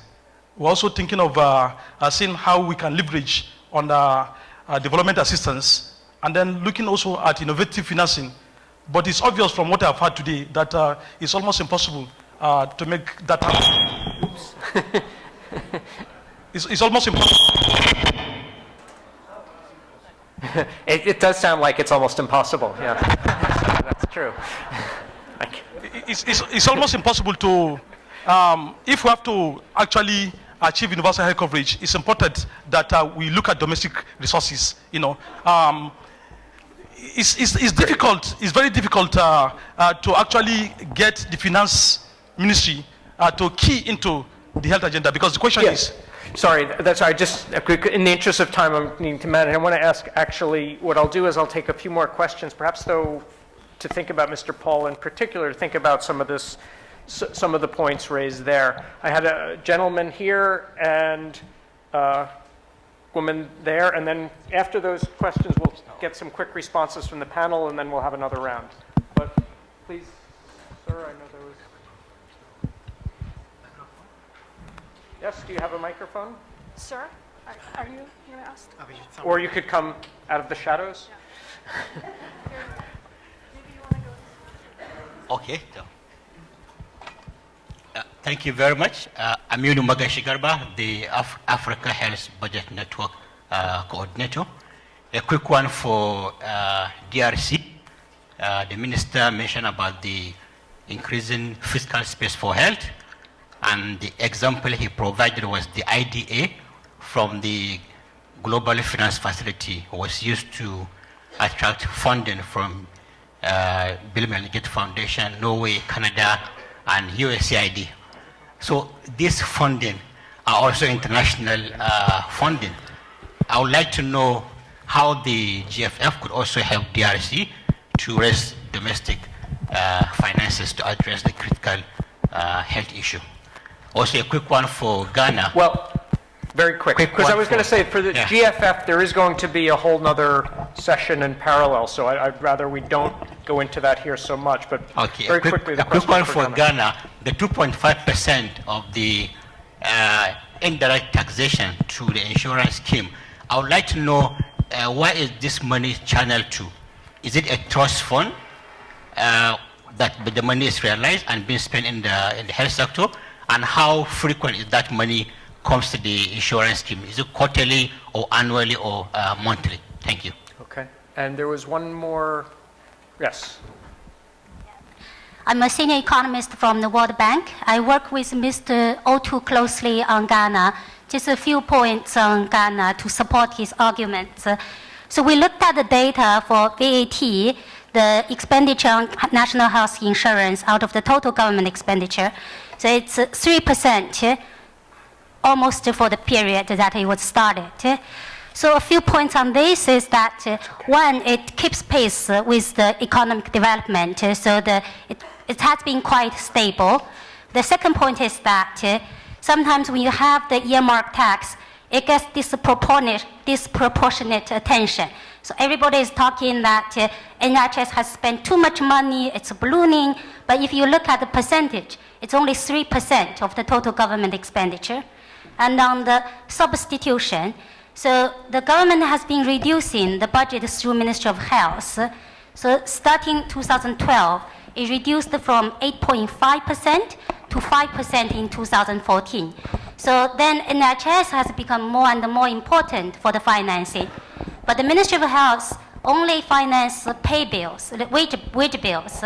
And then all these health workers, they become surviving to use the national health insurance as a gold mine.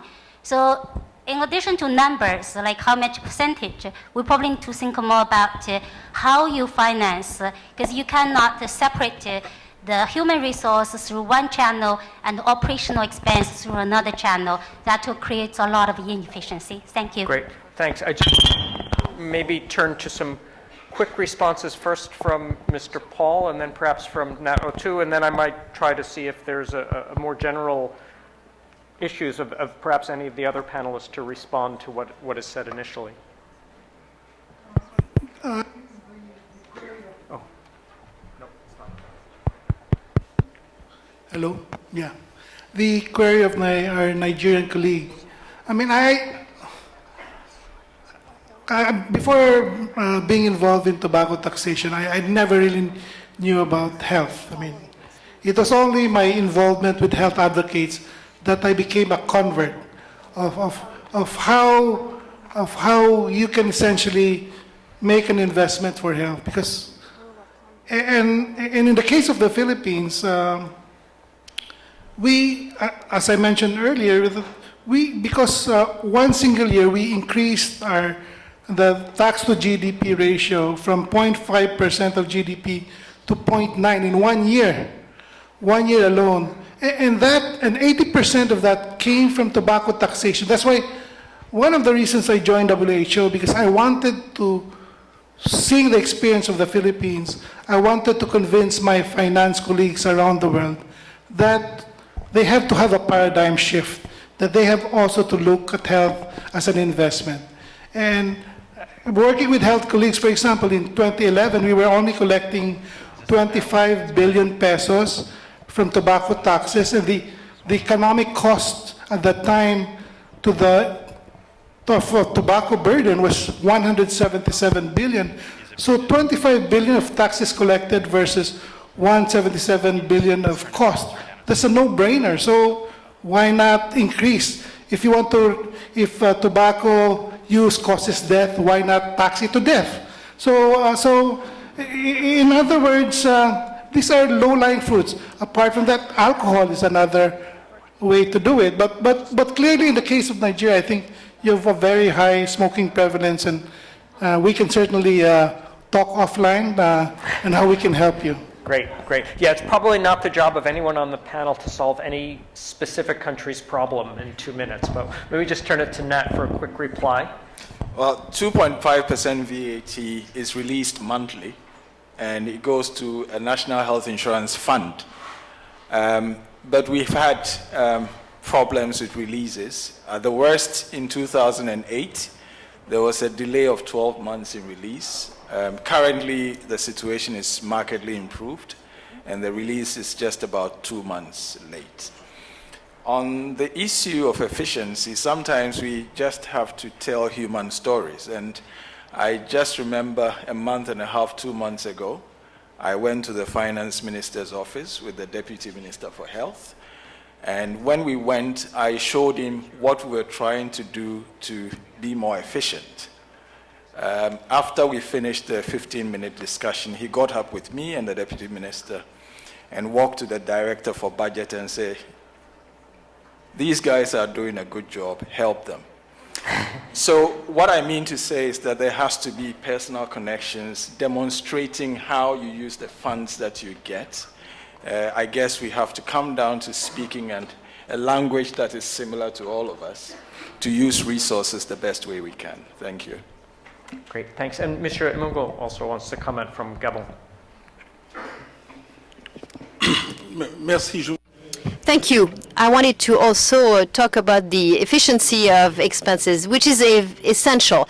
Very clearly, through the different presentation, we realized that the principle of having objectives in terms of expenses, of GDP, in terms of the budgetary, should be efficient. We have, in those relationships, we have to be able to be a little bit more subtle in terms of expenses and budget. In my country, we have expenses in terms of GDP, in terms of budget, but what we see is that in spite of the efforts that we've made in order to expense more, we have not done it wisely. So we have to be more viable, we have to have a better coverage for health, and we have to be able to set up a system. And we were talking about behavior. We have to also educate. We have to educate the beneficiaries.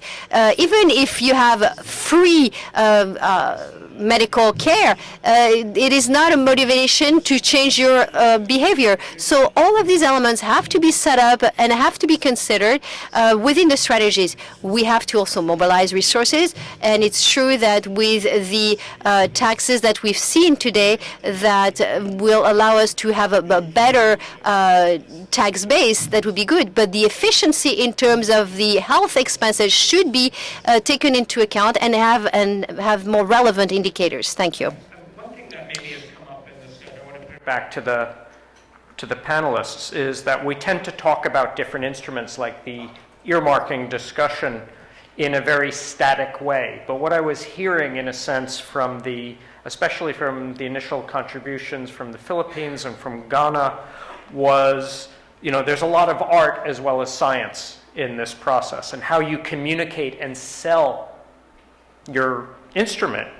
For example, the earmark tax on tobacco in the Philippines, and what you did in Ghana as well. How you initially start this process, you need to be thinking also longer term of how this is going to change over time, because I think, as Victoria Perry said and others have said in their experiences, in the long run, this might wash out. You'll start to get substitution and so forth. So I was just curious if there were any further kind of reflections on this issue of the balance between the politics of the process and the technical issues, and how to keep that together. And if any of you wanted to reflect on that, or was I just saying what you already said?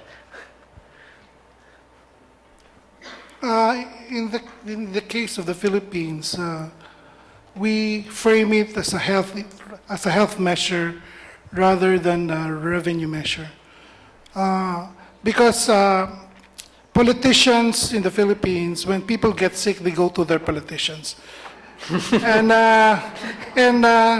if that's why during the congressional deliberations, I will always say, Mr. Chairman, this is a health measure and not a revenue measure, because politicians do not want to be seen as against health. It's very difficult to raise taxes. I've tried raising taxes in all sorts of forms, but very difficult, because if you look at around the world, the tendency is to lower income taxes, to lower VAT. So what what source of funding can you get? Excise taxes that address negative externalities. And I could get back to my original point. Tobacco taxation is a low-lying fruit. The only problem is that it's politically difficult because politicians in the tobacco industry have a good relationship. So in the case of the Philippines, that's why we mentioned it's not only a health measure or revenue, it's a good governance measure.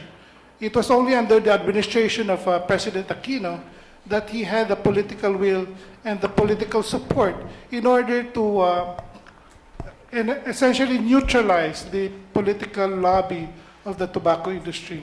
Great. Good. Thanks very much. I think it's important as we need to draw to a close, and we don't want to keep you any longer from the coffee break. But maybe I think that was a good point to finish on, because again, it's what a number of people said, that we've been talking about specific instruments, but fundamentally it's about how well the whole system is governed.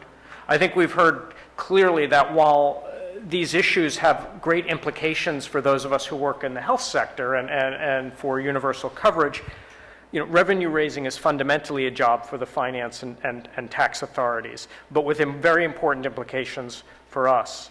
And for us, meaning those who work in health. I think critically we need to think, as I was saying, about these dynamics over time, that how one sells the new revenue raising mechanism may not be the long-term solution for how it's administered.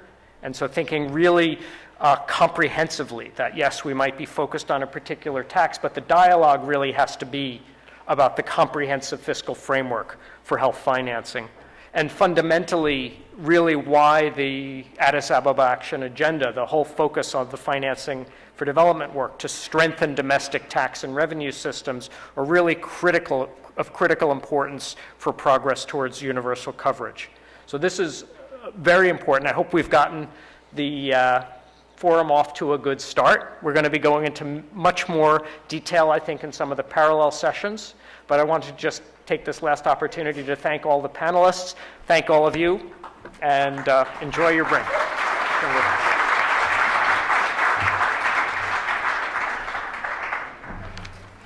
Thank you, Joe, and thank you for the panel members to have participated in this. I think you are leaving us with a lot of food for thoughts for the rest of the day. So please join me again in thanking Joe and the panelists. Before we break for coffee, I think it is very important that we interact, and while we will try to get as many people to participate in the Q&A session, we have also made available on the internet a kind of live poll, whereby after each session, we will be asking you to share with us what are some of the key messages you are taking away from the sessions? What are some of the questions we should be thinking about? And the moderators and the team will be looking at all of these and will try to reflect on them and bring those up during the subsequent sessions and at the end of the day tomorrow. So please log in, share your views, your comments, your thoughts, and with that, we were going to break for coffee. We're going to try to catch up on our time. So if it's okay with you, coffee will be 20 minutes. So if we can come back here at 11:35, coffee is outside, so enjoy it and mingle. Thank you.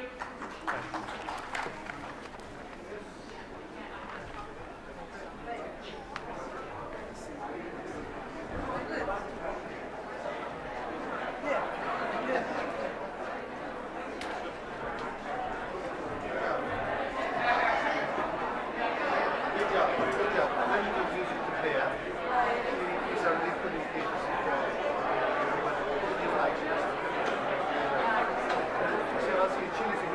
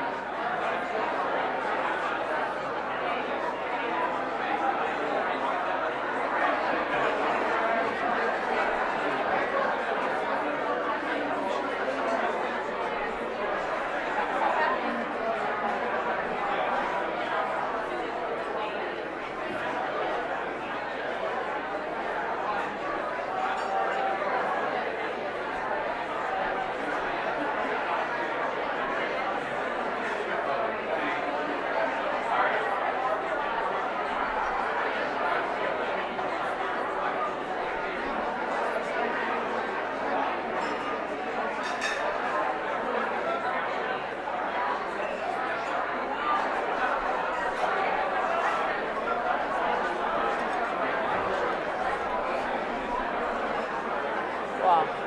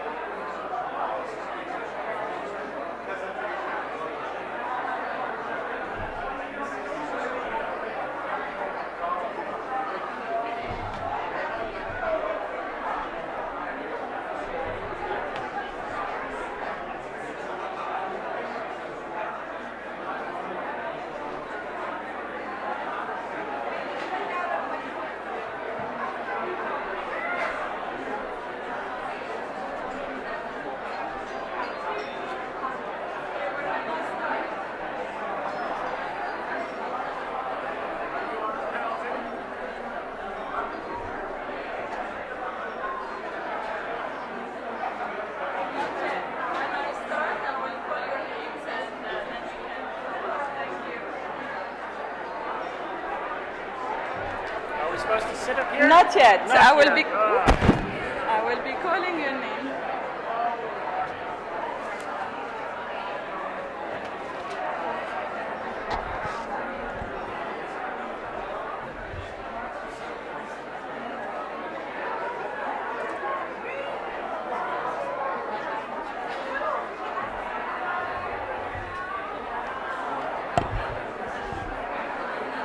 We're about to start. If I can ask you to bring your coffee in and regain your seats, please.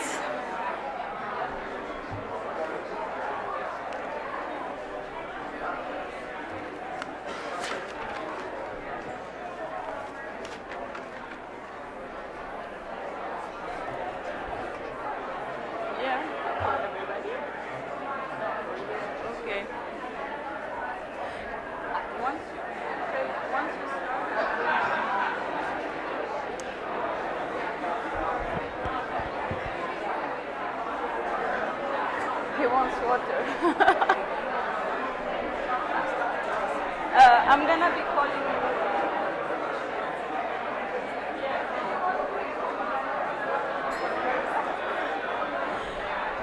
Okay, please, ladies and gentlemen, honorable ministers, we would like to start.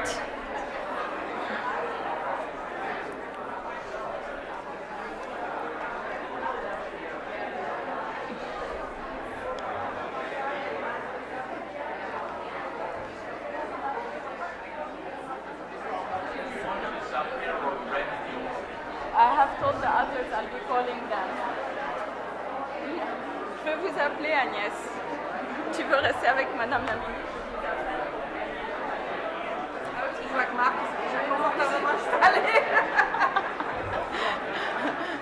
Lui, il a son ordinateur. Okay, can we please start? We have a lot of ground to cover. I'm gonna please ask you to regain your seats so that we can start the second panel.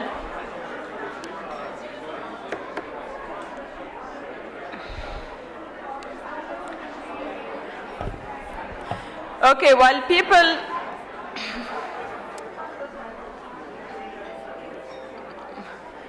the charms are ringing, so please, welcome back. I hope you had a nice coffee break and you were able to interact and mingle. It's gonna be very difficult for me to speak over your voices, so please may I have your attention? And maybe we can close the doors so the noises from the outside don't interfere with our panel.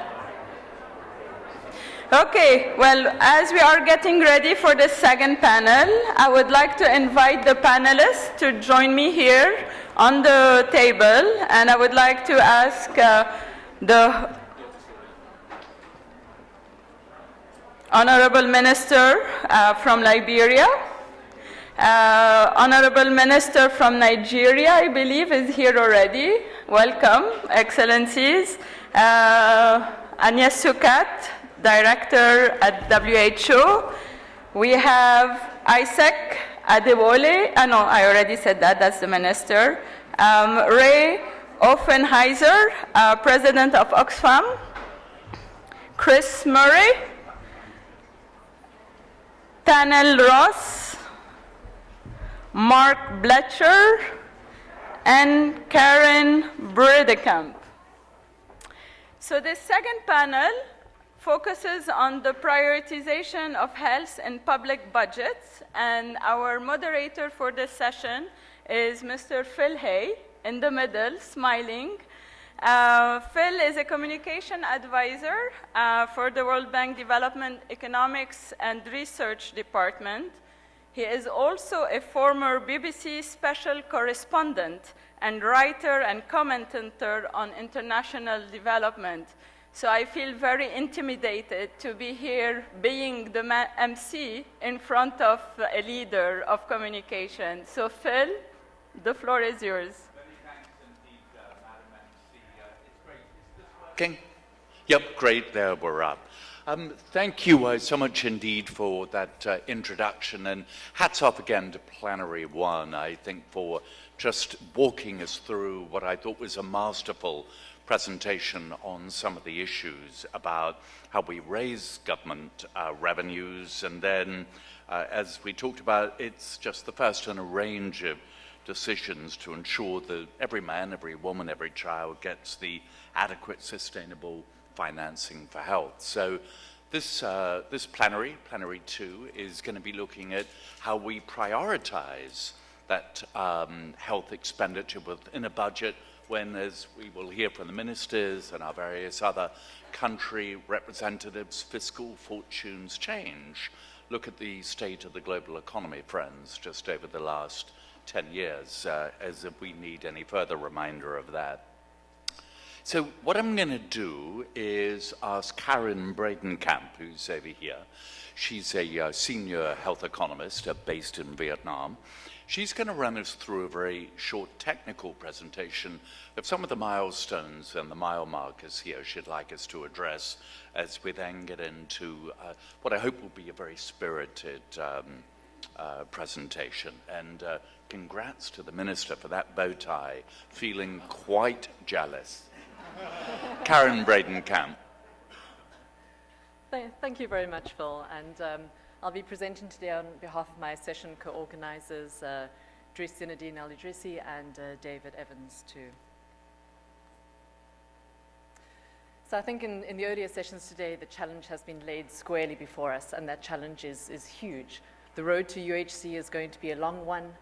Whether we think in terms of the UHC goal of access to services, where granted progress has in fact been quite impressive over the last few years, we really do still have a long way to go, and attainment is far from universal. Or we think in terms of the second goal of universal health coverage, which is financial protection. Perhaps there, as was mentioned in the opening session, the challenge is even more daunting. Right now, in lower income countries, 2% of households are impoverished due to out-of-pocket health spending. And now that number doesn't even include those households who already live below the poverty line, who have been pushed deeper into poverty as a result of their health spending. What we need is sustained commitment to prioritizing health in the budget. The first plenary gave us some great ideas as to how we can increase the revenues that are mobilized for health. Our economies, many of them are growing quite fast. And if we can increase the share of that GDP that is translated into revenues, simply by expanding that pink share in the graph over there, we expect that the amount of funds available to allocate to health will increase. But as Christoph demonstrated in his first presentation, that will likely not be enough to fill the UHC financing gap. What we will also need to think about is how we can increase the share of the government budget that is allocated to health vis-a-vis other sectors. And so it is that yellow wedge that we are going to focus on in this session today. So perhaps by introduction, just some stylized facts. What do we know empirically about the extent to which countries prioritize health in their budgets? Well, we know that firstly, across regions, the priority to health, priority that is given to health varies quite widely. We see in the East Asia and Pacific region, in the Latin America and Caribbean region, and indeed in the Europe and Central Asia region, that priority is reasonably high compared to the rest of the world. It's in Sub-Saharan Africa, the South Asia region, and also in the Middle East and North Africa region, where that share is somewhat lower. The other thing that is clear when we look at this graph is that regardless of region, the amount of the budget that's been allocated to health has been increasing over time.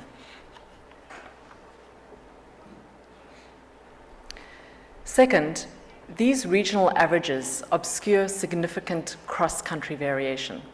So I've just taken the East Asia and Pacific region here as an example.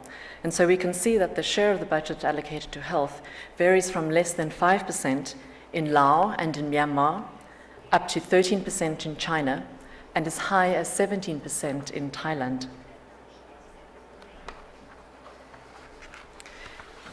The third thing we know is that as incomes grow, as countries become wealthier, they tend to increase the share of the general budget that is going to health. So in this graph over here, we can see the countries of the world ranked on your left, poorest, to on your right, wealthiest. And that red line has a nice upward slope, right? Indicating health, the health share increasing as incomes increase. But the statistics on the right-hand side of the slide are also a little bit disconcerting. So on average, lower income countries and lower middle income countries allocate only between 10 and 11%. That falls well short of a lot of the normative expenditure targets and goals that have been set. For example, the 2001 Abuja Declaration, at which a number of African countries agreed that they would spend at least 15% of their budget on health. Do we need to increase spending, or are these benchmarks wrong? Do these benchmarks need to be revised? So why do countries allocate more or less to health? Well, I guess one hypothesis is that other sectors are genuinely more productive. So the amount that we're allocating to health is just rational. It's the outcome of a rational decision-making process by which resources are allocated to their most efficient use. Perhaps the constraints and rigidities in the budgeting process make a difference.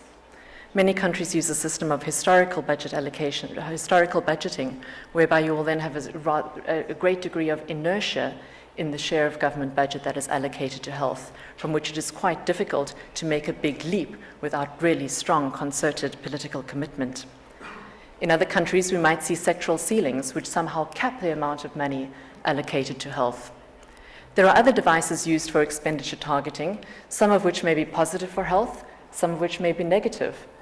A positive example is that adopted by Vietnam, whereby by legal decree, the budget allocated to the amount of government spending on health needs to increase by greater than the increase in general government spending.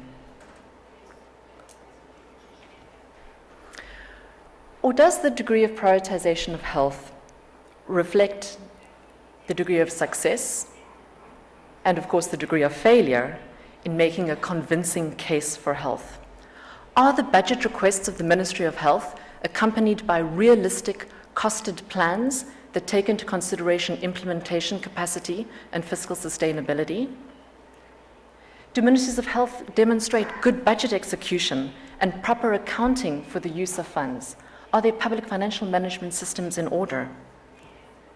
Can the Ministry of Health do a better job of demonstrating that results were achieved with the budget allocations that they received the previous year? Or is it just politics? So these are some of the questions that we hope that our panelists can address during their comments. So in conclusion, shall we take a look at how the countries that are represented by our panelists are doing when it comes to prioritizing health in the budget? Across our panel, we have representatives from Liberia, Nigeria, South Africa, and Estonia, countries at different levels of economic development. It's interesting when you look at the chart that it seems as if the countries that our panelists represent are doing fairly well in terms of prioritizing health in the budget, either above or pretty close to the average for countries of their level of economic development. But if you look at the graph on the right, there's also perhaps some disconcerting news. In some countries, that expenditure level is fairly volatile, suggesting that while things may be looking fairly rosy now, in the past there may have been considerable challenges in prioritizing health, and perhaps it'll be difficult to maintain these levels in future. So to our panelists, we look forward to hearing from you, hearing your stories, hearing your challenges, and certainly to learning from you. Karen Reagan-Catt. So in these slides, Karen has very helpfully left up for us. We see that Estonia, Liberia, Nigeria and South Africa have clearly made health a priority within the budget. So we'd like to know how you did it. Was it always that way? And what sort of challenges do you face in doing so? I'd like to start with the Liberian Minister of Health, Bernice Don, who's on my immediate right. And Minister, having been on the World Bank's Ebola task force during the period of the emergency in West Africa, friends, I'd like us just to give a round of applause to the Minister.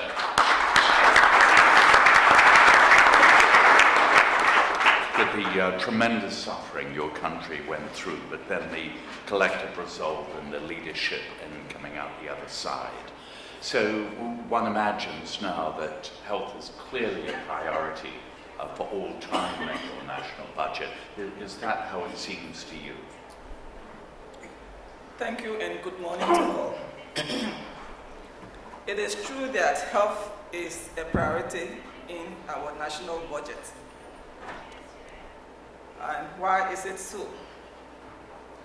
The first thing is all our political leaders, including the current ruling party, have used health as a political platform. You vote for me, I will build a hospital for you. So that have kept us in the on the priority list.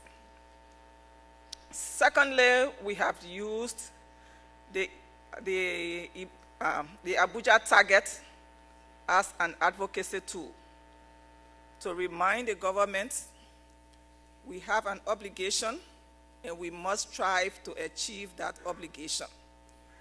And so whenever there is some excess funding, the government does not forget health. Thirdly, we have always had well-written national health policies and plans that are well costed. And we have used the plans to advocate and to convince the finance ministry and our lawmakers the need to support healthcare. Besides, because we have well-written health plans, our international donors also reiterate the well-written plans in many international forums. And that helps to make the government proud of the sector. And so it helps to keep us on the priority agenda. So we like that, continue to talk about our plans. Now, we have always also defended our national budget annually with evidence to our lawmakers in the finance ministry. We try to do that the best way we can to prove that we really need additional resources to support healthcare. Now, even though Ebola was bad, Ebola also brought in some positive things. The bad side is that it affected the national economy significantly. And so that has helped to reposition health within our national agenda.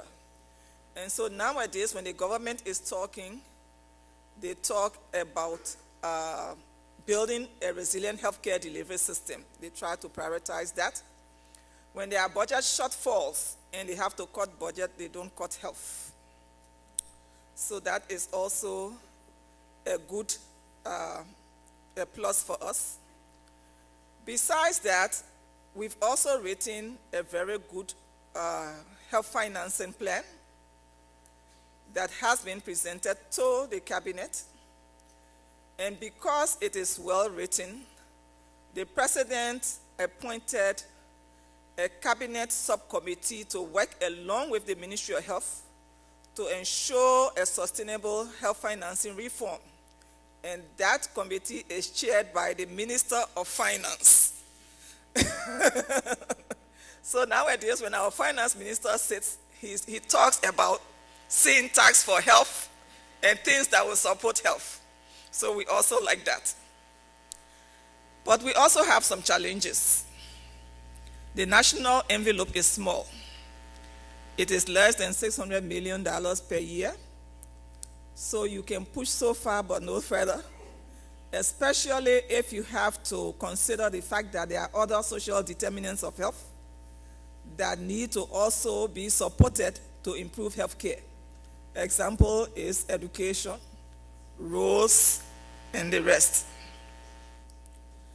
There's also the perception that health has a lot of external support, and so sometimes it is difficult to make the case for additional support, and that is also true. Also, the perception that there are a lot of inefficiency in spending in health, and that is also true. And so we believe that with the cabinet committee that is set up, with the Minister of Finance in the lead, we should be looking in-house within our budgets with the external support and be able to use them more efficiently. Then my last comment on that will be that some of the expected outcomes are linked to visible outcomes, but some of them are not visible. And so sometimes it is difficult to make the case. Take, for instance, over the past 10 to 11 years, we have not had cholera outbreak. And that is because we have done, especially during the peak period, health promotion. But it is difficult to tell the finance minister it's because you did health promotion, that's why you don't have cholera outbreak. Thank you.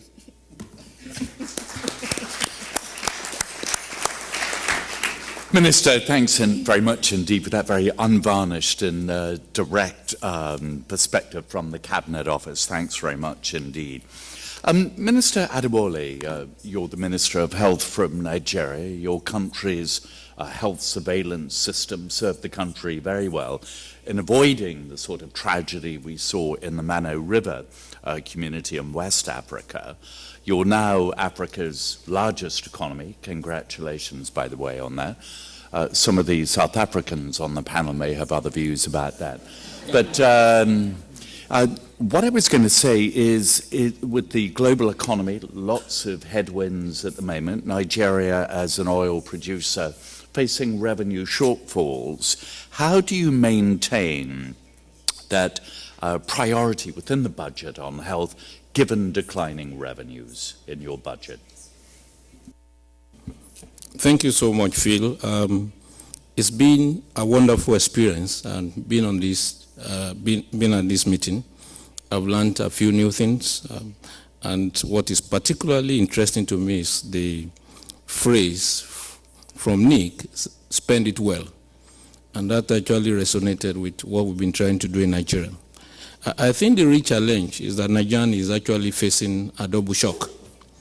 The shock of the restriction in the oil boom and declining petrodollar.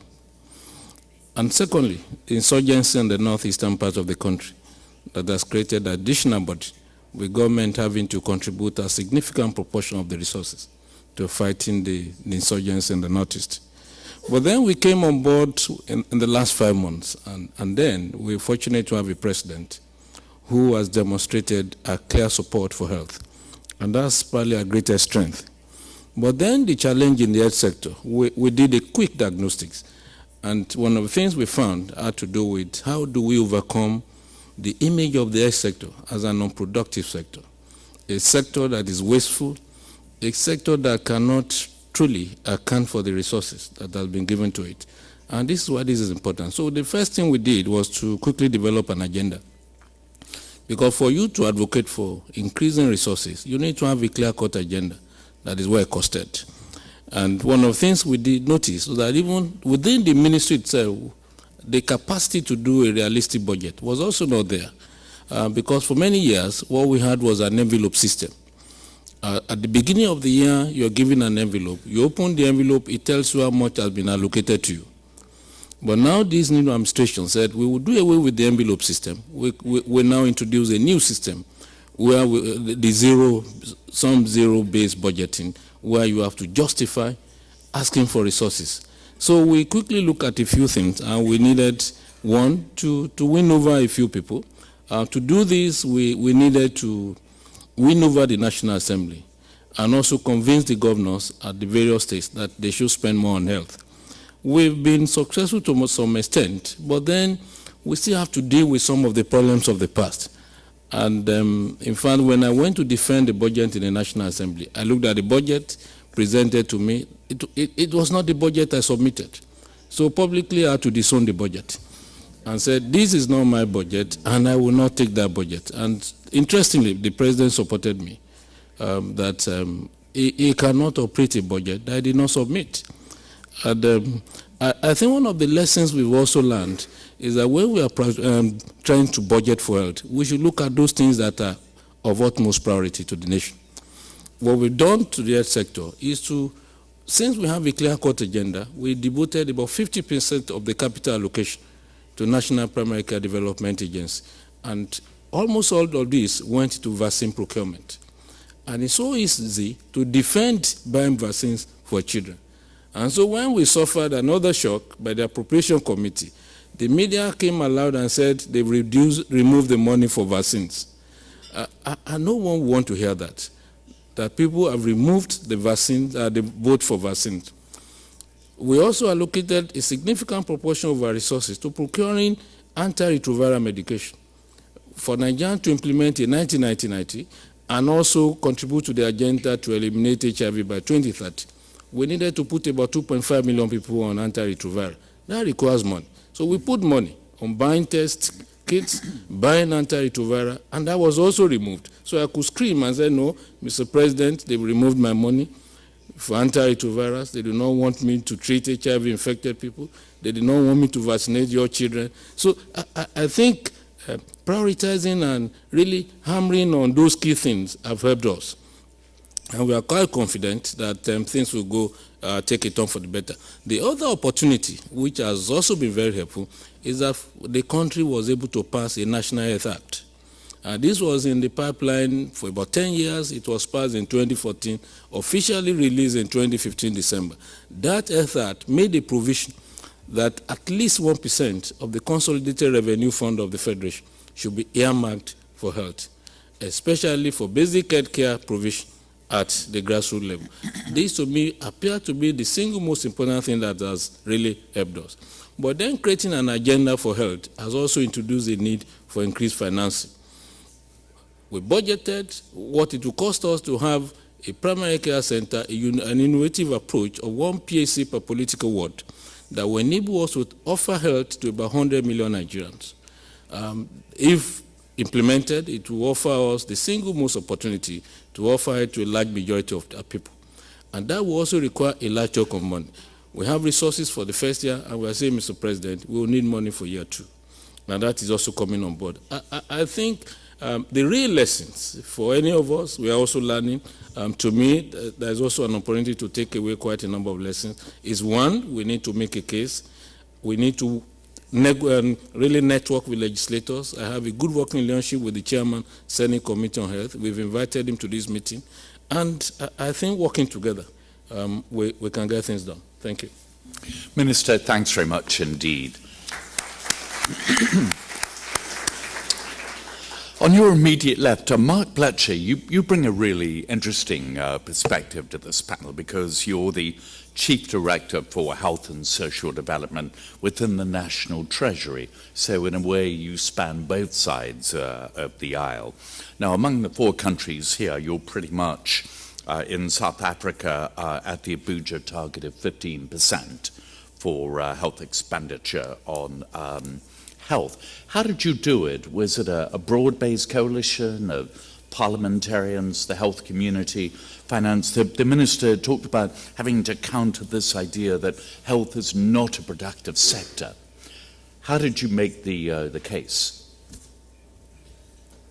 Okay, thank you very much, and good morning, colleagues. So we spend in South Africa between 13 and 14% of our budget on health, about 4% of GDP on public health services, about 8% in total. And that is actually before our UHC reforms, which we're initiating under the banner of National Health Insurance. So we're actually trying to aim to over time increased from about 4% of public expenditure towards 6%.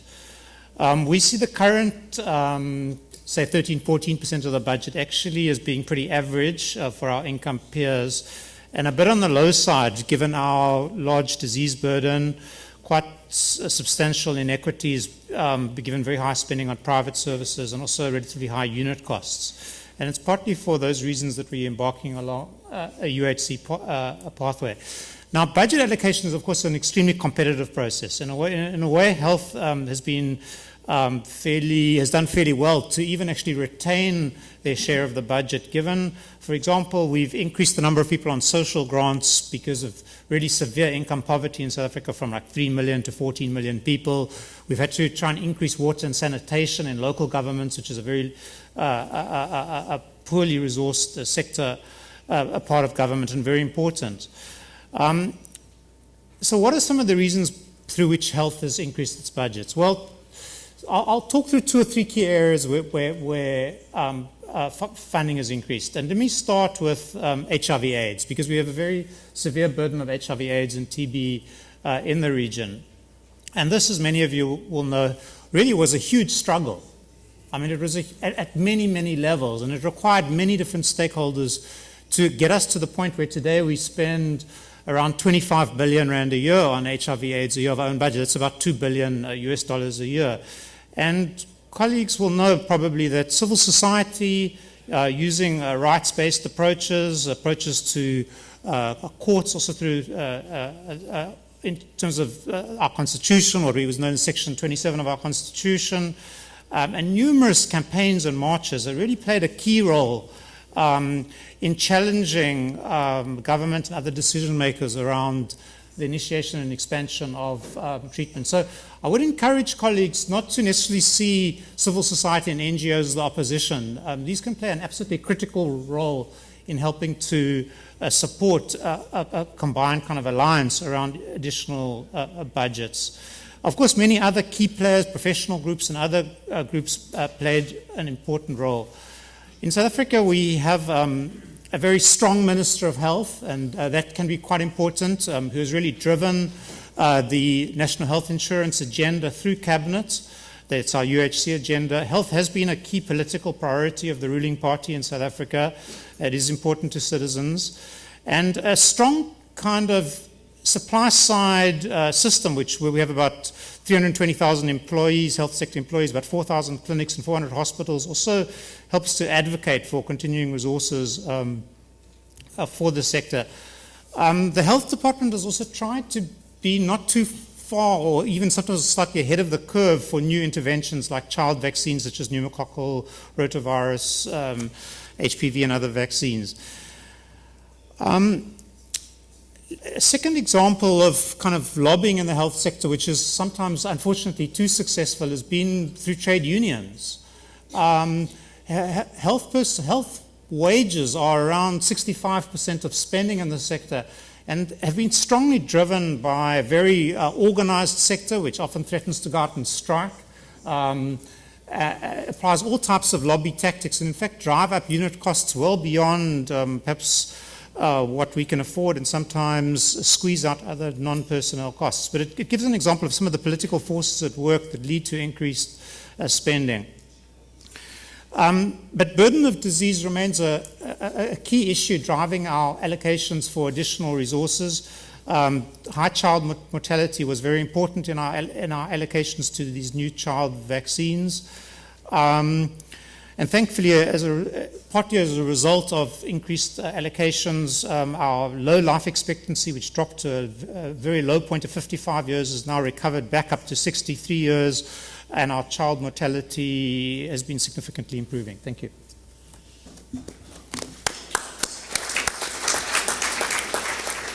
Thanks very much indeed for that, Mark. Let's go from South Africa north at some speed to Estonia. Tano Ross, you're the chairman of the management board of the Health Insurance Fund in Estonia, and if we look at Karen Bradenkamp's line, all present and correct there in terms of expenditure.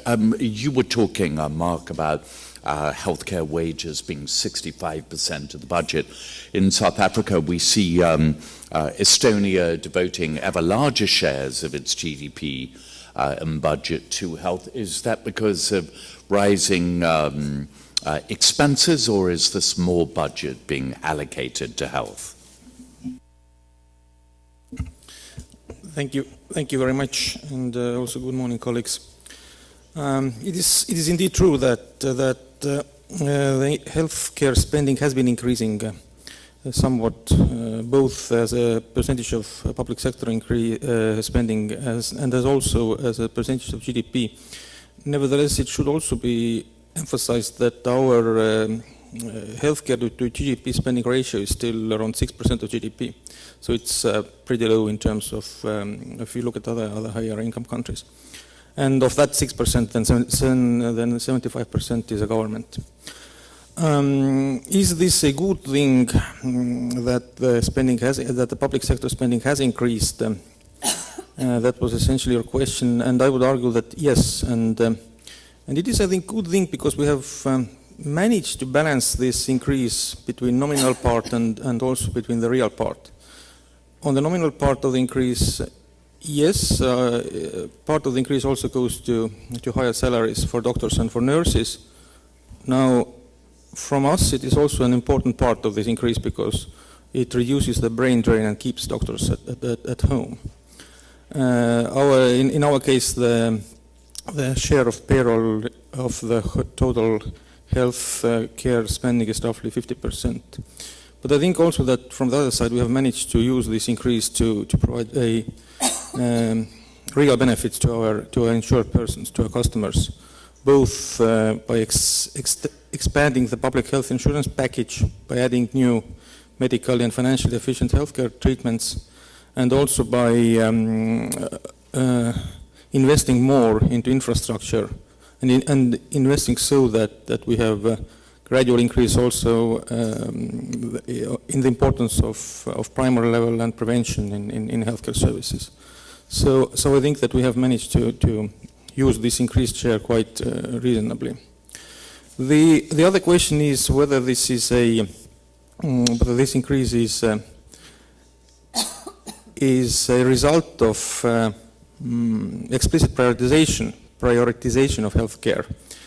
And I think the answer to that question is yes and no. Yes, because we have a pretty robust system in place. The bulk of the healthcare spending is channeled through the Independent Health Insurance Fund.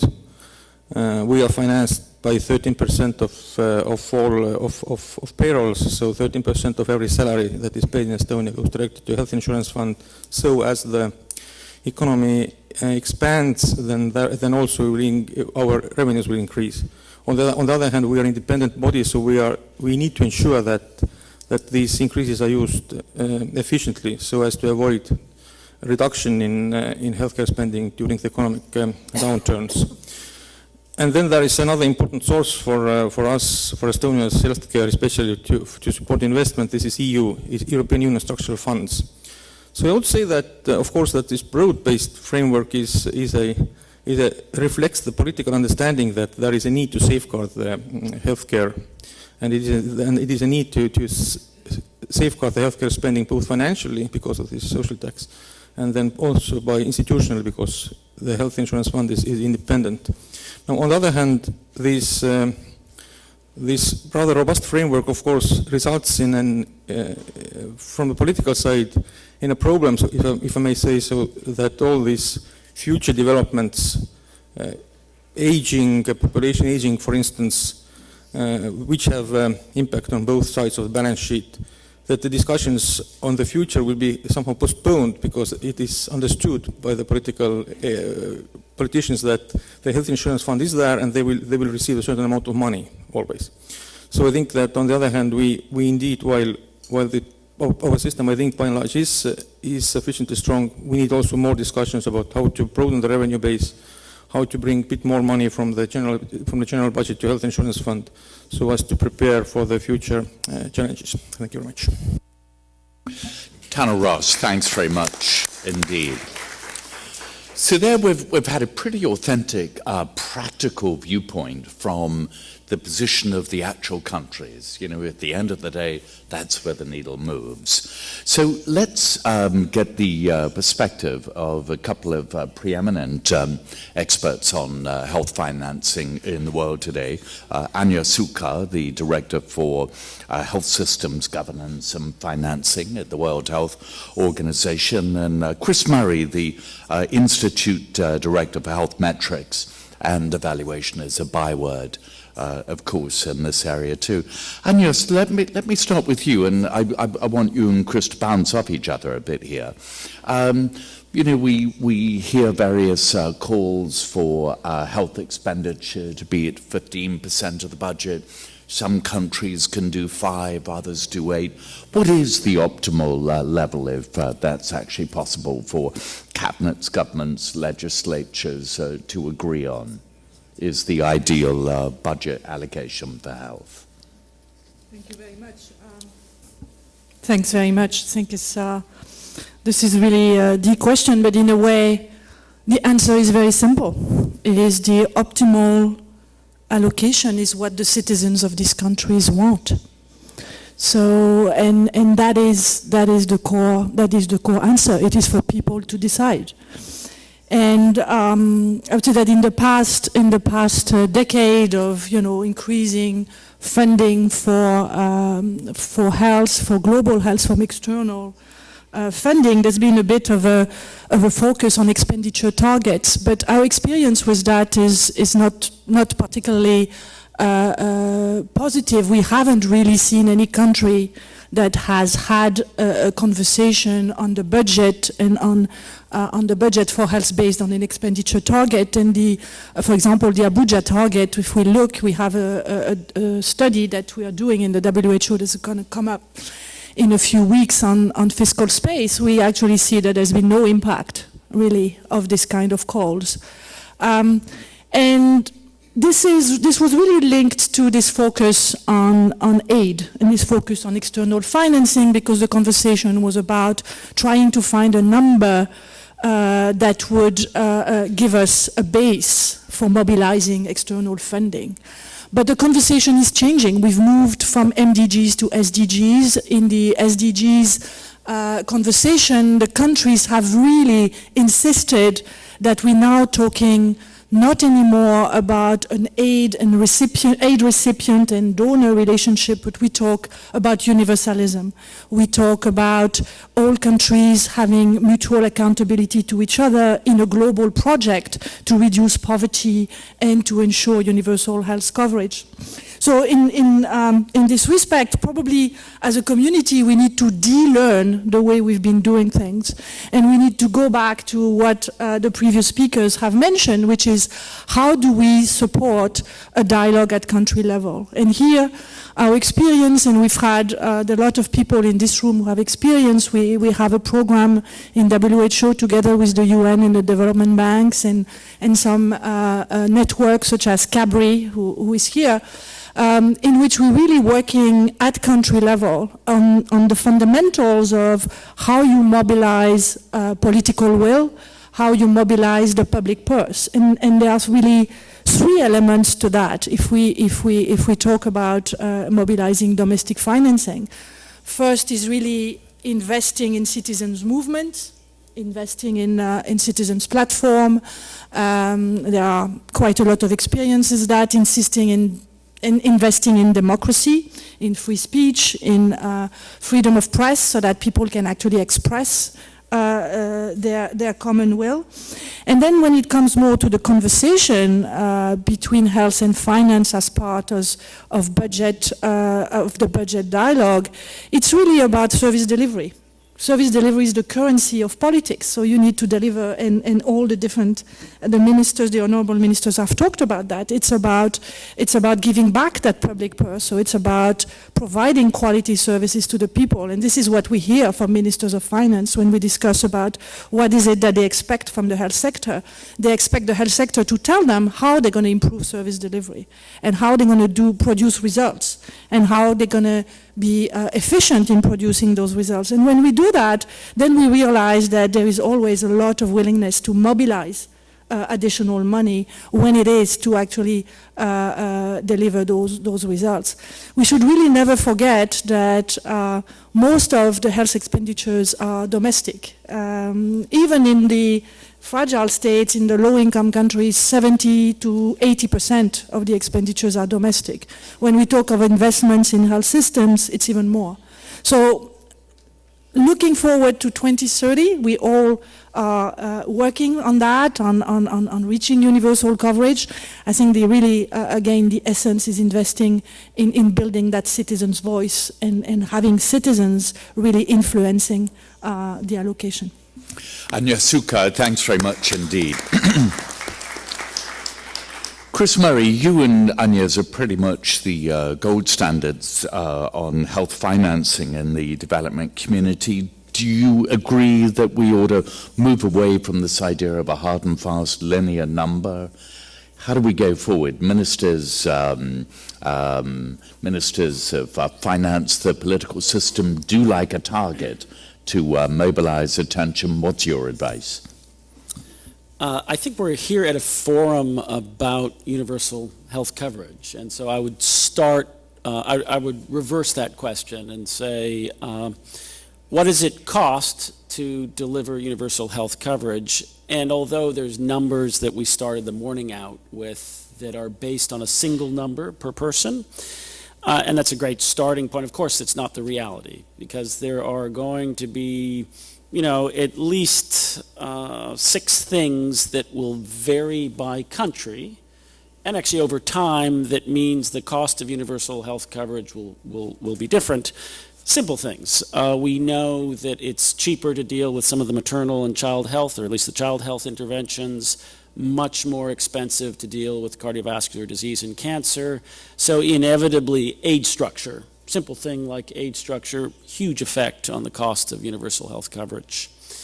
We heard about labor costs, 65% in South Africa. And if you look across countries, enormous variation in labor cost, and that's got to be a factor of delivering that package. There's variation in technical efficiency. It's sort of the issue that came up earlier in the morning. If you look at a recent wave of facility level assessments in some low and low middle income countries, levels of technical efficiency are extraordinarily low, average of 2 patients per medical provider per day in an average clinic. So huge scope to address that, and do you or do you not build that into your targets and your cost of universal health coverage? There's also the fourth topic there is the one that some countries have much higher service delivery costs just because of geography and where communities are, how remote, how engaged in the national economy they are, often lost in some of the sort of more general global discussions. And then, certainly not last, but obviously the burden of disease. If you have an enormous HIV epidemic, then universal health coverage and delivering ART and PMTCT is going to be an important component. And if you are fortunate enough not to have that, then it's a very different story. And then last, gets a little bit to the space between what I'm describing and what Agnes just described, is that as people have looked at utilization data from insurance schemes and others, you often find that access to care drives utilization in a number of areas that wouldn't show up in these packages, the packages that get produced for universal health coverage. It's things that people want, they want to be taken care of, but they're not big sources of burden of disease, they're not thought of as cost effective, but consumers want them. And that's also a component of a plausible cost for universal health coverage. And that sort of consumer demand part will also vary. So what does that translate into? It translates into that we don't really currently have good ideas of the cost that reflects that variability across place. I think that's something that's very important. Some countries have those costs because they've done that sort of exercise, but sort of at the regional, global level, they're missing. And then I think we can turn in or try to bridge that space between the desirability for advocacy, political motivation of types of targets. I think the MDG era showed the power of that, to the reality that something as broad and visionary as universal health coverage, the costs will and the fraction of budget will vary very substantially across place. Chris Murray, thanks very much indeed. So Ray Offenheiser on my left, you're the president of Oxfam America. Thrilled to have you with us here today. You're also very much involved in our spring meetings of the World Bank and the IMF, a couple of blocks over.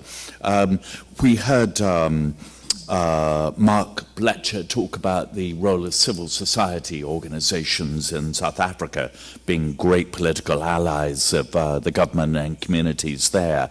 How do we, you've heard all these various presentations, you've had time to distill them and synthesize them. How do we, on the part of civil society, make sure that health stays preeminent and a huge public and political priority within our national budget? Thank you very much, and delighted to be here with all of you today. Well, first of all, I think for Oxfam, our perspective is really on this issue is, how do we ensure quality care and equity and access?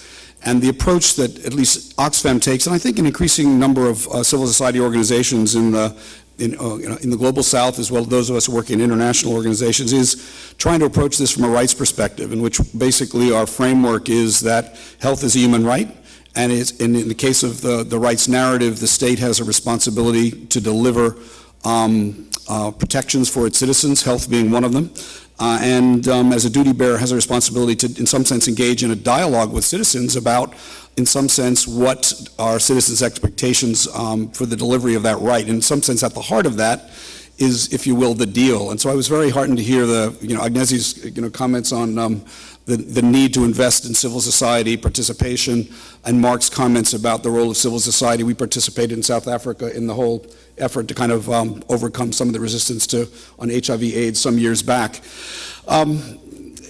And I think probably our premise here is that, achieving universal health care is in some sense a political project, if I can put it that way. And that on the targets issue, I think we maybe have a slightly different view than Agnes, I think, in the sense that we think we do need civil society action and mobilization, as some of the ministers have said, and as well as a clear agenda and I would argue a business plan.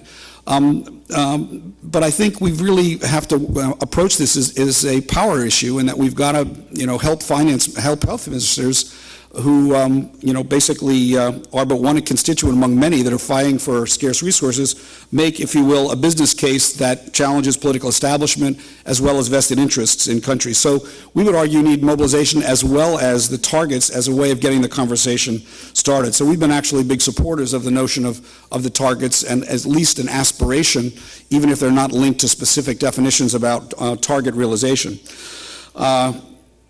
And I guess the other point for us is this has to do with, the view of the role of public finance in this area versus private finance. And we are big believers that we've got to really be pressuring for public finance to be at the center of whatever discussion is going on about realization of universal health care in any of the countries we're talking about. Is there a role for private sector finance? Yes, but it should be at the service of the public interest, and the role of private finance should be defined by what the public interest is, what the deal is defined by citizens and the state, and it should perhaps have a particular kind of niche role within a larger kind of mixed package of financing. I think one of the things, if we're going to help finance ministers, if you will, make the business case, if you will, for investment of public funds, increased public funds in healthcare, I think some of the things we need to realize is that actually there are political advantages in the first instance for doing that. I would just remind the audience that the current president of Indonesia came to power recently on a strong platform of delivering universal health care. And this following on his term as governor in the region of around Jakarta, in which he introduced universal health care into the capital city. And we also heard, I think, the strong leadership in Liberia of President Johnson Sirleaf and the fact that this, in the case of the party there, was something that was a primary element. And I think it demonstrates leadership from the top on this issue really can drive that question. It makes the project of the health minister a little bit easier. But universal health care, I think, from our point of view, is fundamentally a political objective. And if planned and executed well, it offers the opportunity, I think, in our view, to do multiple things that are actually important deliverables. One of them is alleviating poverty, which is consistent, I think, with the agenda of the World Bank in terms of addressing extreme poverty, saving lives, and also boosting economic growth. In other words, there is potential there for, as often is said in the private sector, a triple bottom line for a public sector agency to be delivering on behalf of citizens as well as on behalf of its political party. It's usually popular with electorates because it actually offers tangible benefits in the short term. But also in the long term, I think there's other benefits, oftentimes which get lost because sometimes we're subject to short-term thinking. So there's a real solid case for how investments in health boost economic growth. The WHO investment framework had shown that increased investment in maternal child health could yield a 7-fold economic return via GDP growth owing to increases in productivity and labor participation rates. I think this is an important detail that I think we need to keep in mind if we're going to make the business case. And return, if you actually calculate economic and social benefits, is actually probably even higher. It's also a major weapon in the fight against inequality. Investments in education and health are said to have reduced inequality in OECD countries by 20% and in Latin America by 10 to 20%. And I think it's probably recognized by the World Bank and many other organizations today that economic inequality is a major obstacle in many regions to achieving shared prosperity in the terms that the bank likes to use. And finally, it alleviates poverty. And I think we've talked about the fact that families paying for health care, I think our introductory speakers, Karen, spoke about the fact that paying for health care often impoverishes many families. 2%, I think, was her figure in many countries. User fees push hundreds of millions of individuals into poverty each year, and direct payments serve as a block to access for millions more health services. So universal health care actually, I think there's a strong case for, multiple benefits and, as I said, a triple bottom line. So maybe I'll leave it there. A strong pitch for mobilization and a political project. I was thinking, thank goodness Ray's on our side, because that was a very impressive set of talking points. So if you ever run into anyone who's ambivalent or wishy-washy about the importance of health, just commit to memory what Ray and the other panelists have said. I kept the time clock on our panelists deliberately so that in the 15 or so minutes leading up to lunch we could squeeze some questions in. I know during that excellent first plenary we didn't really get so much of a chance. That was in our way, our first down payment on the intellectual foundation for the morning. So let's throw it open to questions. I notice my World Bank brothers and sisters are always very much to be found within the questioners, so let's be gracious hosts and also allow others to grab the mic. So, lady in enchanting turquoise here, let's take you. And I haven't got my glasses on, but even I can see there's a hand up at the back. So let's bundle and take a few. Oh, lovely. I always love this. I always feel like an auctioneer at Christie's. So let's go to the lady here, person up the back. Gender cannot be determined. That's on me, not you. And person over here with the arm up. So over to you. Yeah, I'm Sunita Sharma. I'm the director of Health Policy Plus project. I'm with Palladium. And also, countries are increasingly realizing that in order to sustain economic growth in the long run, they really need to invest in health, education, and other social sectors. And we have seen a number of examples where Ministry of Finance really prioritizing health. But at the same time, they would like to see efficient, effective, and outcome-oriented systems that came up this morning. They're saying is spend well. So I would like to know, are there examples, especially of mechanisms of accountability and transparency or data systems where we can demonstrate continuously, annual basis, how the health sector is really helping achieve those intended outcomes we are using our resources efficiently so that we can sustain this commitment, or we can say we have sustainable, predictable financing, and we have commitment from Ministry of Finance continues in the long run. Excellent question. Thank you very much indeed. Yes, lady at the back. Thank you. My name is Rosita. I'm from Malaysia, and I have a couple of questions related to what the minister from Liberia had mentioned, and also what Chris mentioned.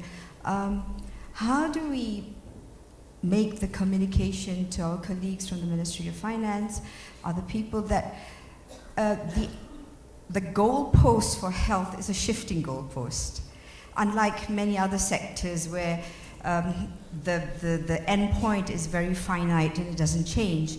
How many people graduate from university, how many get high school education, how many get primary school education.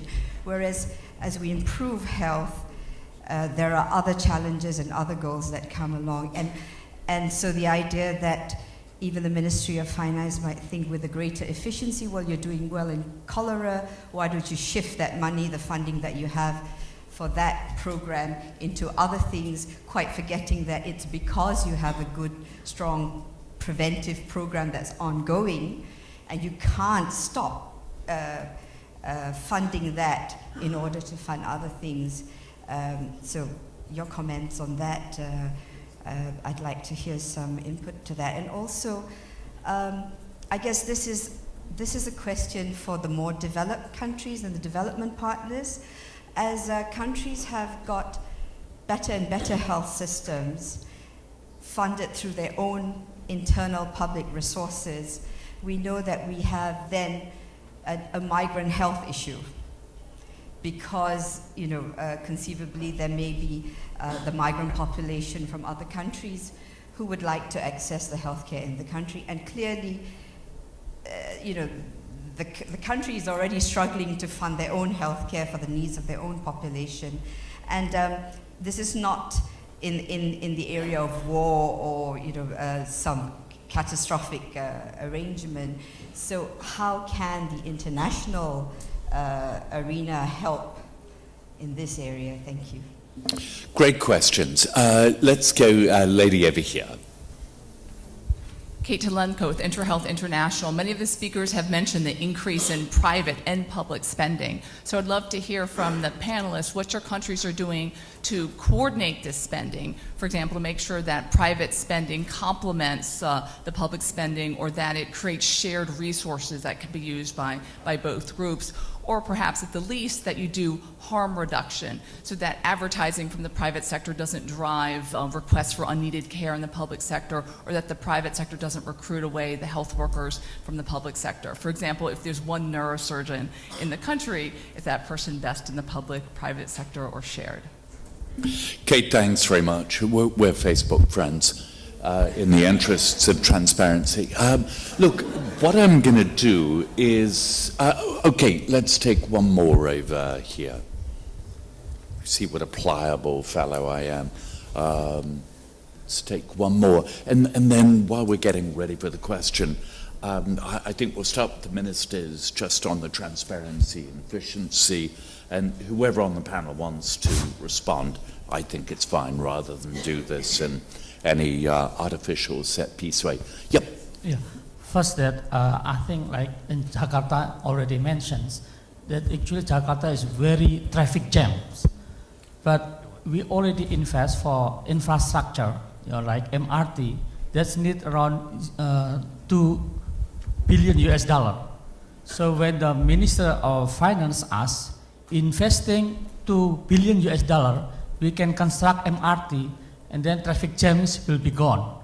But again, also like our colleague from Malaysia asked questionings that if we invest $2 billion for the health, so then what we would like to get? So how to convince our Minister of Finance? So with investing $2 billion, whether they increase the age of the people or what? Then how we make a convince of to Minister of Health, Minister of Finance. That's one thing. Then second things, wait a minute. Actually, I would like to,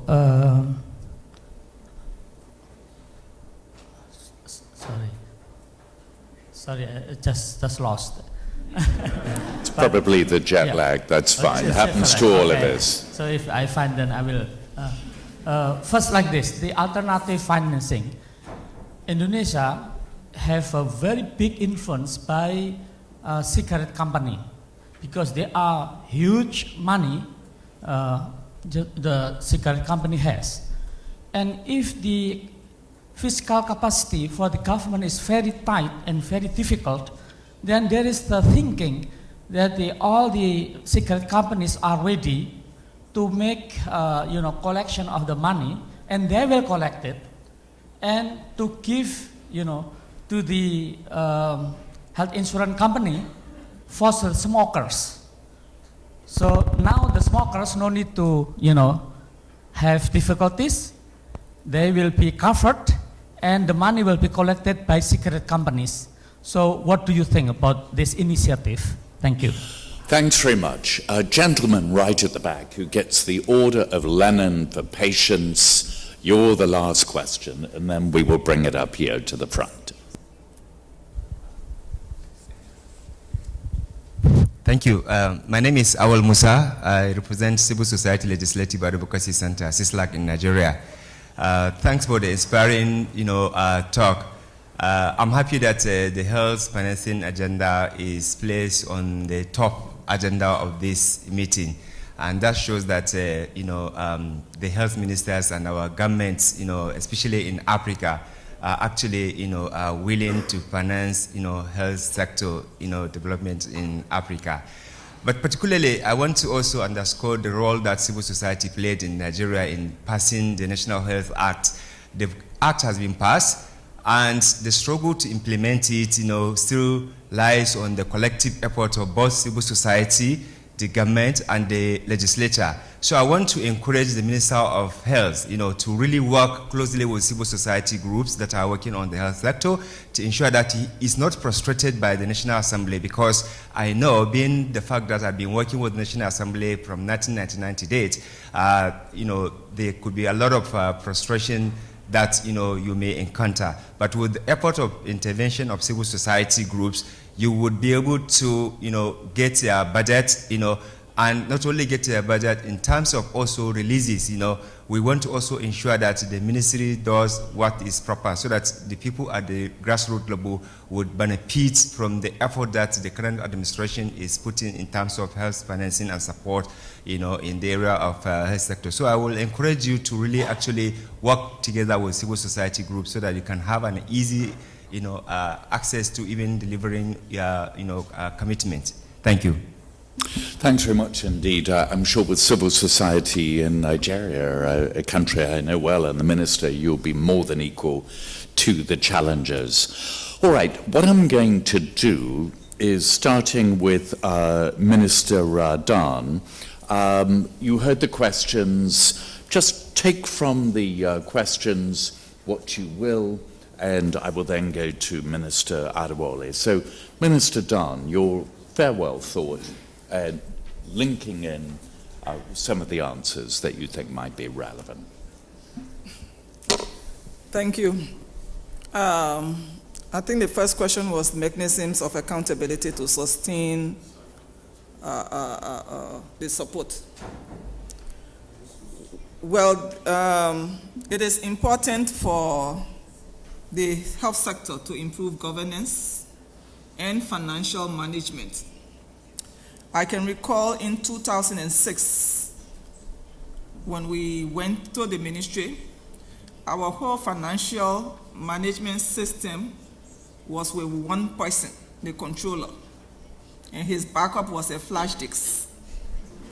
Yes. And we needed to build confidence for donors to support us. And so we asked the donors to help us to put in a better financial management system, and David paid for that. Today we have a full office of financial management that is managing both domestic and external resources that the national government uses as example for the country. So that's the first thing. The second one is to put in an internal audit system. In the public sector, most of what you will hear as corruption is actually lack of systems. So with a strong internal audit system, it tends to control misuse of finances, or using finances but not being able to account for it properly. So that helps to build the confidence in the system. Then we have a public procurement policy and system also that the government is holding us closely accountable to. So that again we use heavily. Besides that, we have a governance system where we also incorporated our donor partners. For instance, with coordination, we have the Health Sector Coordination Committee. So we account to them quarterly what we are doing and what we are not doing right. We also have a health pool fund where the Ministry of Health was in a position to just decide how this pool fund can be used. But we decided we will work along with a pool fund steering committee, and so we submit proposals that they endorse. So that helps to build the confidence to move forward. And then when these things are talked about in the public sector, it encourages the finance ministry to continue to support us. So that's the first thing. Communication is also good to advocate with evidence. And one thing that I've used commonly, especially for our finance minister, and then I've heard him quote the same thing in other forums, is Liberia was among 8 countries, 8 sub-Saharan African countries that achieved MDG 4. 3 years before they ended, and we started late. So that means that we were actually getting results from the money that they are inputting. So he too uses that phrase in other places. So it's good to use the evidence for advocacy. The other aspect is to also have a plan to guide the investment. If you have a plan that is costed, when the finance minister says, I can give you this, you tell him it costs $30 million to reactivate GFK. It puts him on track straight. So he might not be able to give you all, but he will be thinking about it. And when he meets donors where he thinks he can advocate, he will use that same phrase to advocate for you. So we use that to keep the finance ministry on track to continue to support us. They also need to know, we also have a fairly good data system that is tracking our health indicators. And so it's also good to use that and position them. If we are making gains in the health sector, if you stop the support, it will erode the gains made. And I think everyone understands that. Thank you. Minister Dunn, thanks very much indeed. Minister Adewole, I'm sure you'd agree with a lot of what your honourable minister friend here just said. Last thoughts for us? Thank you so much. I quite agree with many of the things that she mentioned, but it's nice to also highlight a few areas. In terms of communication, someone has advocated that we should speak the dialect, not just the language, of the folks in budget and national planning. We need to de-emphasize saving lives. I think we've said it too often. Saving lives actually has become a song to them. We should talk about poverty reduction, promoting shared prosperity, and also the political good in promoting universal coverage. Many of the politicians would like to hear that when they are part of it, that it will also ensure that they are returned when next they seek to come back. The other bit is we need to play the politics. For Nigeria, the largest share of the budget went to infrastructure. And when I shared my agenda with other ministers, I think the first person to raise doubt was the minister who is in charge of infrastructure. The next thing I did was to invite, because he was a former governor, he had a special advisor on public health. I then invited a special advisor on public health to my think tank on universal coverage. And at the end of a 2-day workshop facilitated by the World Bank, she came to me and said, Honorable Minister, you're on the right track. I will help you to lobby and convince the special advisor to Minister of National Planning and Budget to give you more resources. So we need to play the politics. The other bit is that we need to use data. And when we have credible data, then we can convince them. We cannot talk to people without data. And the last point I want to raise is that we need to be efficient with using the resources that we have. Our slogan in our ministry is that we can do more for less. Whatever we have, let us use it well. And that's why I love that phrase, spend it well. And then be transparent. I've given assurances in Nigeria that whatever I have for health, I'm going to put it on the website. Sector by sector, whatever is allocated will also be openly displayed. And that puts a lot of burden on people to use it well. Thank you. Minister, thanks very much indeed. You reminded me of something I saw in the Post the other day. In God we trust, everyone else bring data and evidence. Mark Blecher. Thank you very much. So for treasuries, firstly, many Treasury officials go through that official economic training where human capital approaches to growth are a basis for such decisions. Good health is considered a key purpose of development as well as being a prerequisite for that. In some ways, if the health sector uses the tools that are available to it, the economic evaluation methodologies in the sector are much better developed than many other sectors.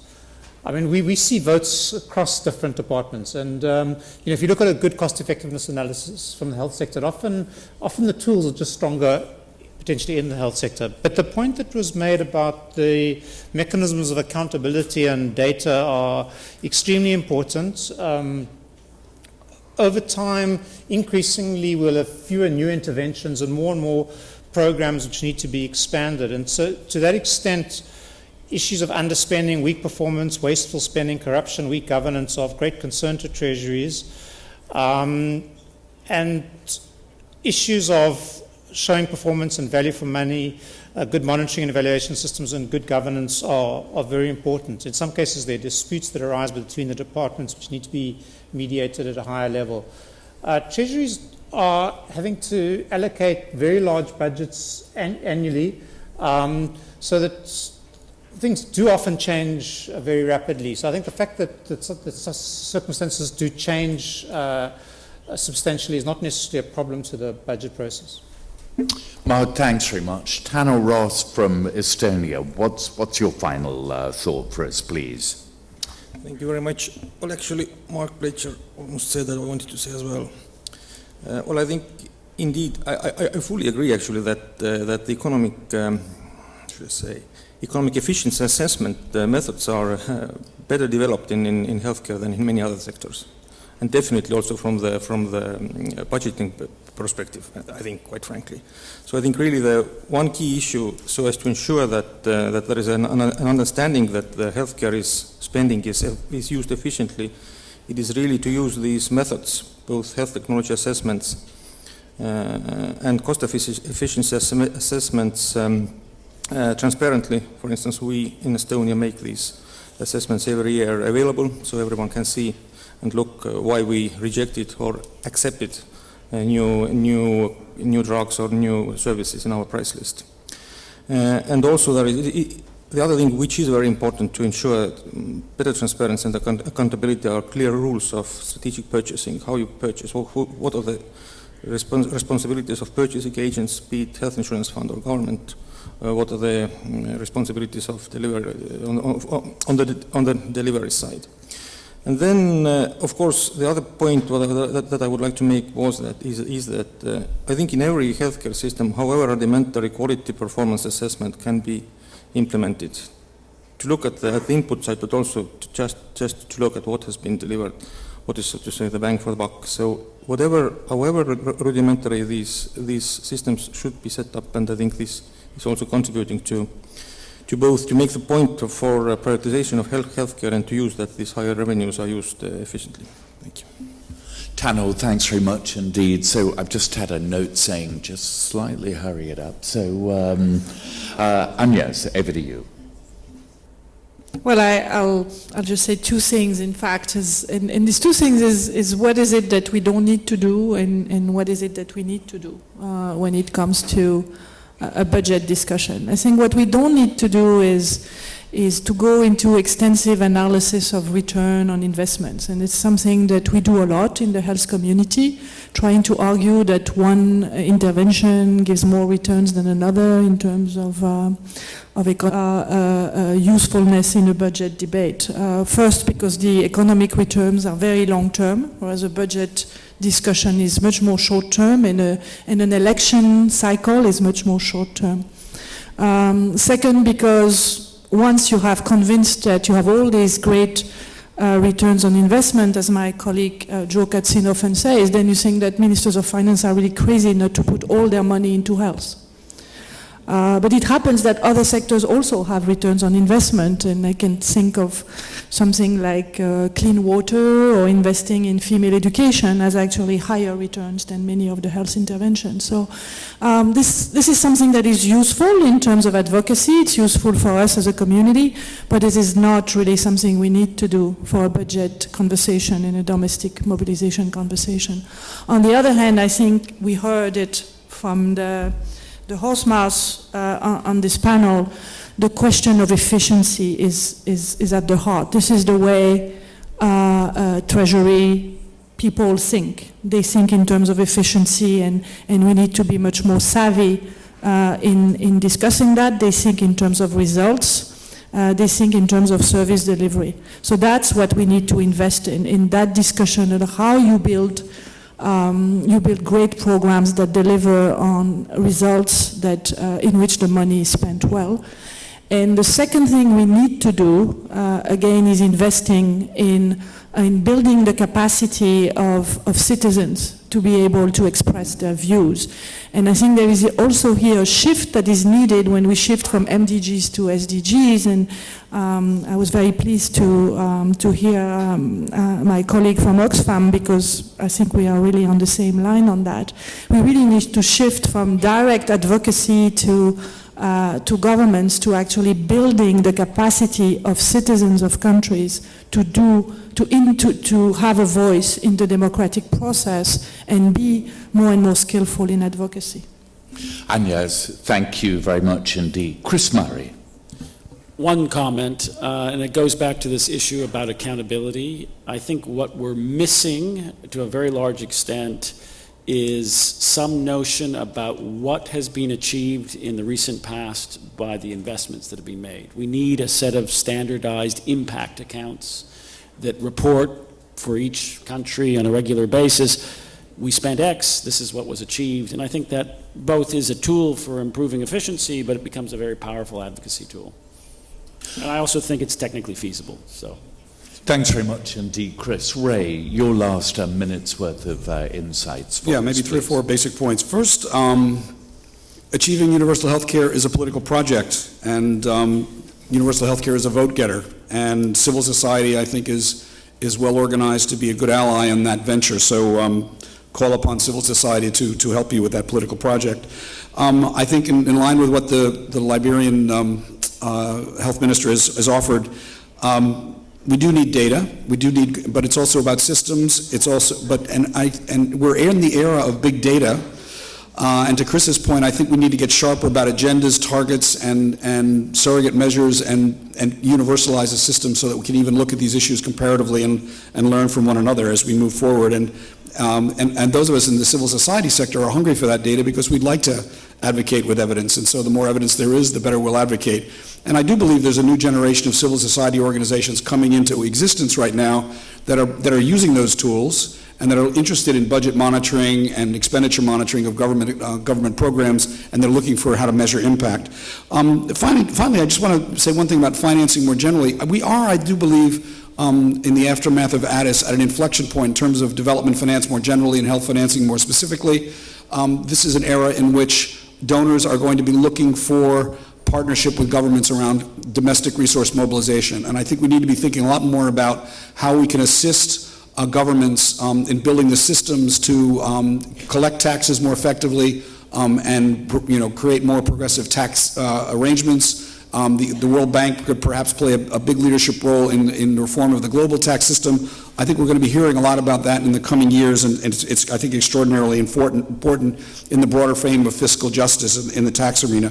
The good news, I think, on both systems and tax is in the category of good governance and institution building under IDA 18, these are issues that are actually the World Bank wants to invest in, so I think health ministers should take note and look for those monies coming your way in IDA 18 to assist. And maybe just one closing cautionary note. We are at a paradoxical moment where we are in an event like this talking about the role of civil society as an important ally of health ministries in building universal health care, and yet all over the world we're seeing closing civil society space being orchestrated by governments, in some sense lessening the ability of civil society to play the important role it could play as an ally with important elements within government to build the kind of programs we need. And I just would encourage you all to be sensitive to this, and where you can be pushing back publicly to allow that space to exist and prosper into the future. Thank you very much. Ray, glad you made that point. Let's have a big round of applause for our superb panel. Thank you very much, especially for the excellent questions. Now back to our MC. Thank you, Phil, for a fantastic job. Thank you, dear panelists. So with this, we're breaking for lunch. Before we break, this is the last opportunity we are all together today. Tomorrow we will all reconvene in this room again in the morning. So I just wanted to make sure people knew how it's going to happen this afternoon. If you look at your agendas, we have 3 different sessions or block of time where you will be choosing one of several parallel sessions that will take place. And so we will break for lunch for 1 hour. We will reconvene at 2 o'clock sharp, and I would appreciate your help in keeping time for these sessions. And at 2 o'clock, we will have 4 sessions going on. The Global Financing Facility session will be in this room. Then there is a session on social and development impact bonds as financing instruments, and this will be in the Fillmore room along the corridor. Another session on capacity building and health financing, that will be in the Taylor room. It's all the way around, but still on this floor. And the final session is making and using future health spending, and it is taking place in the Garfield. Again, vote with your feet. Think about which session you want to take during lunch, and we will see you in the plenary tomorrow morning. Have a fantastic afternoon, and bon appétit.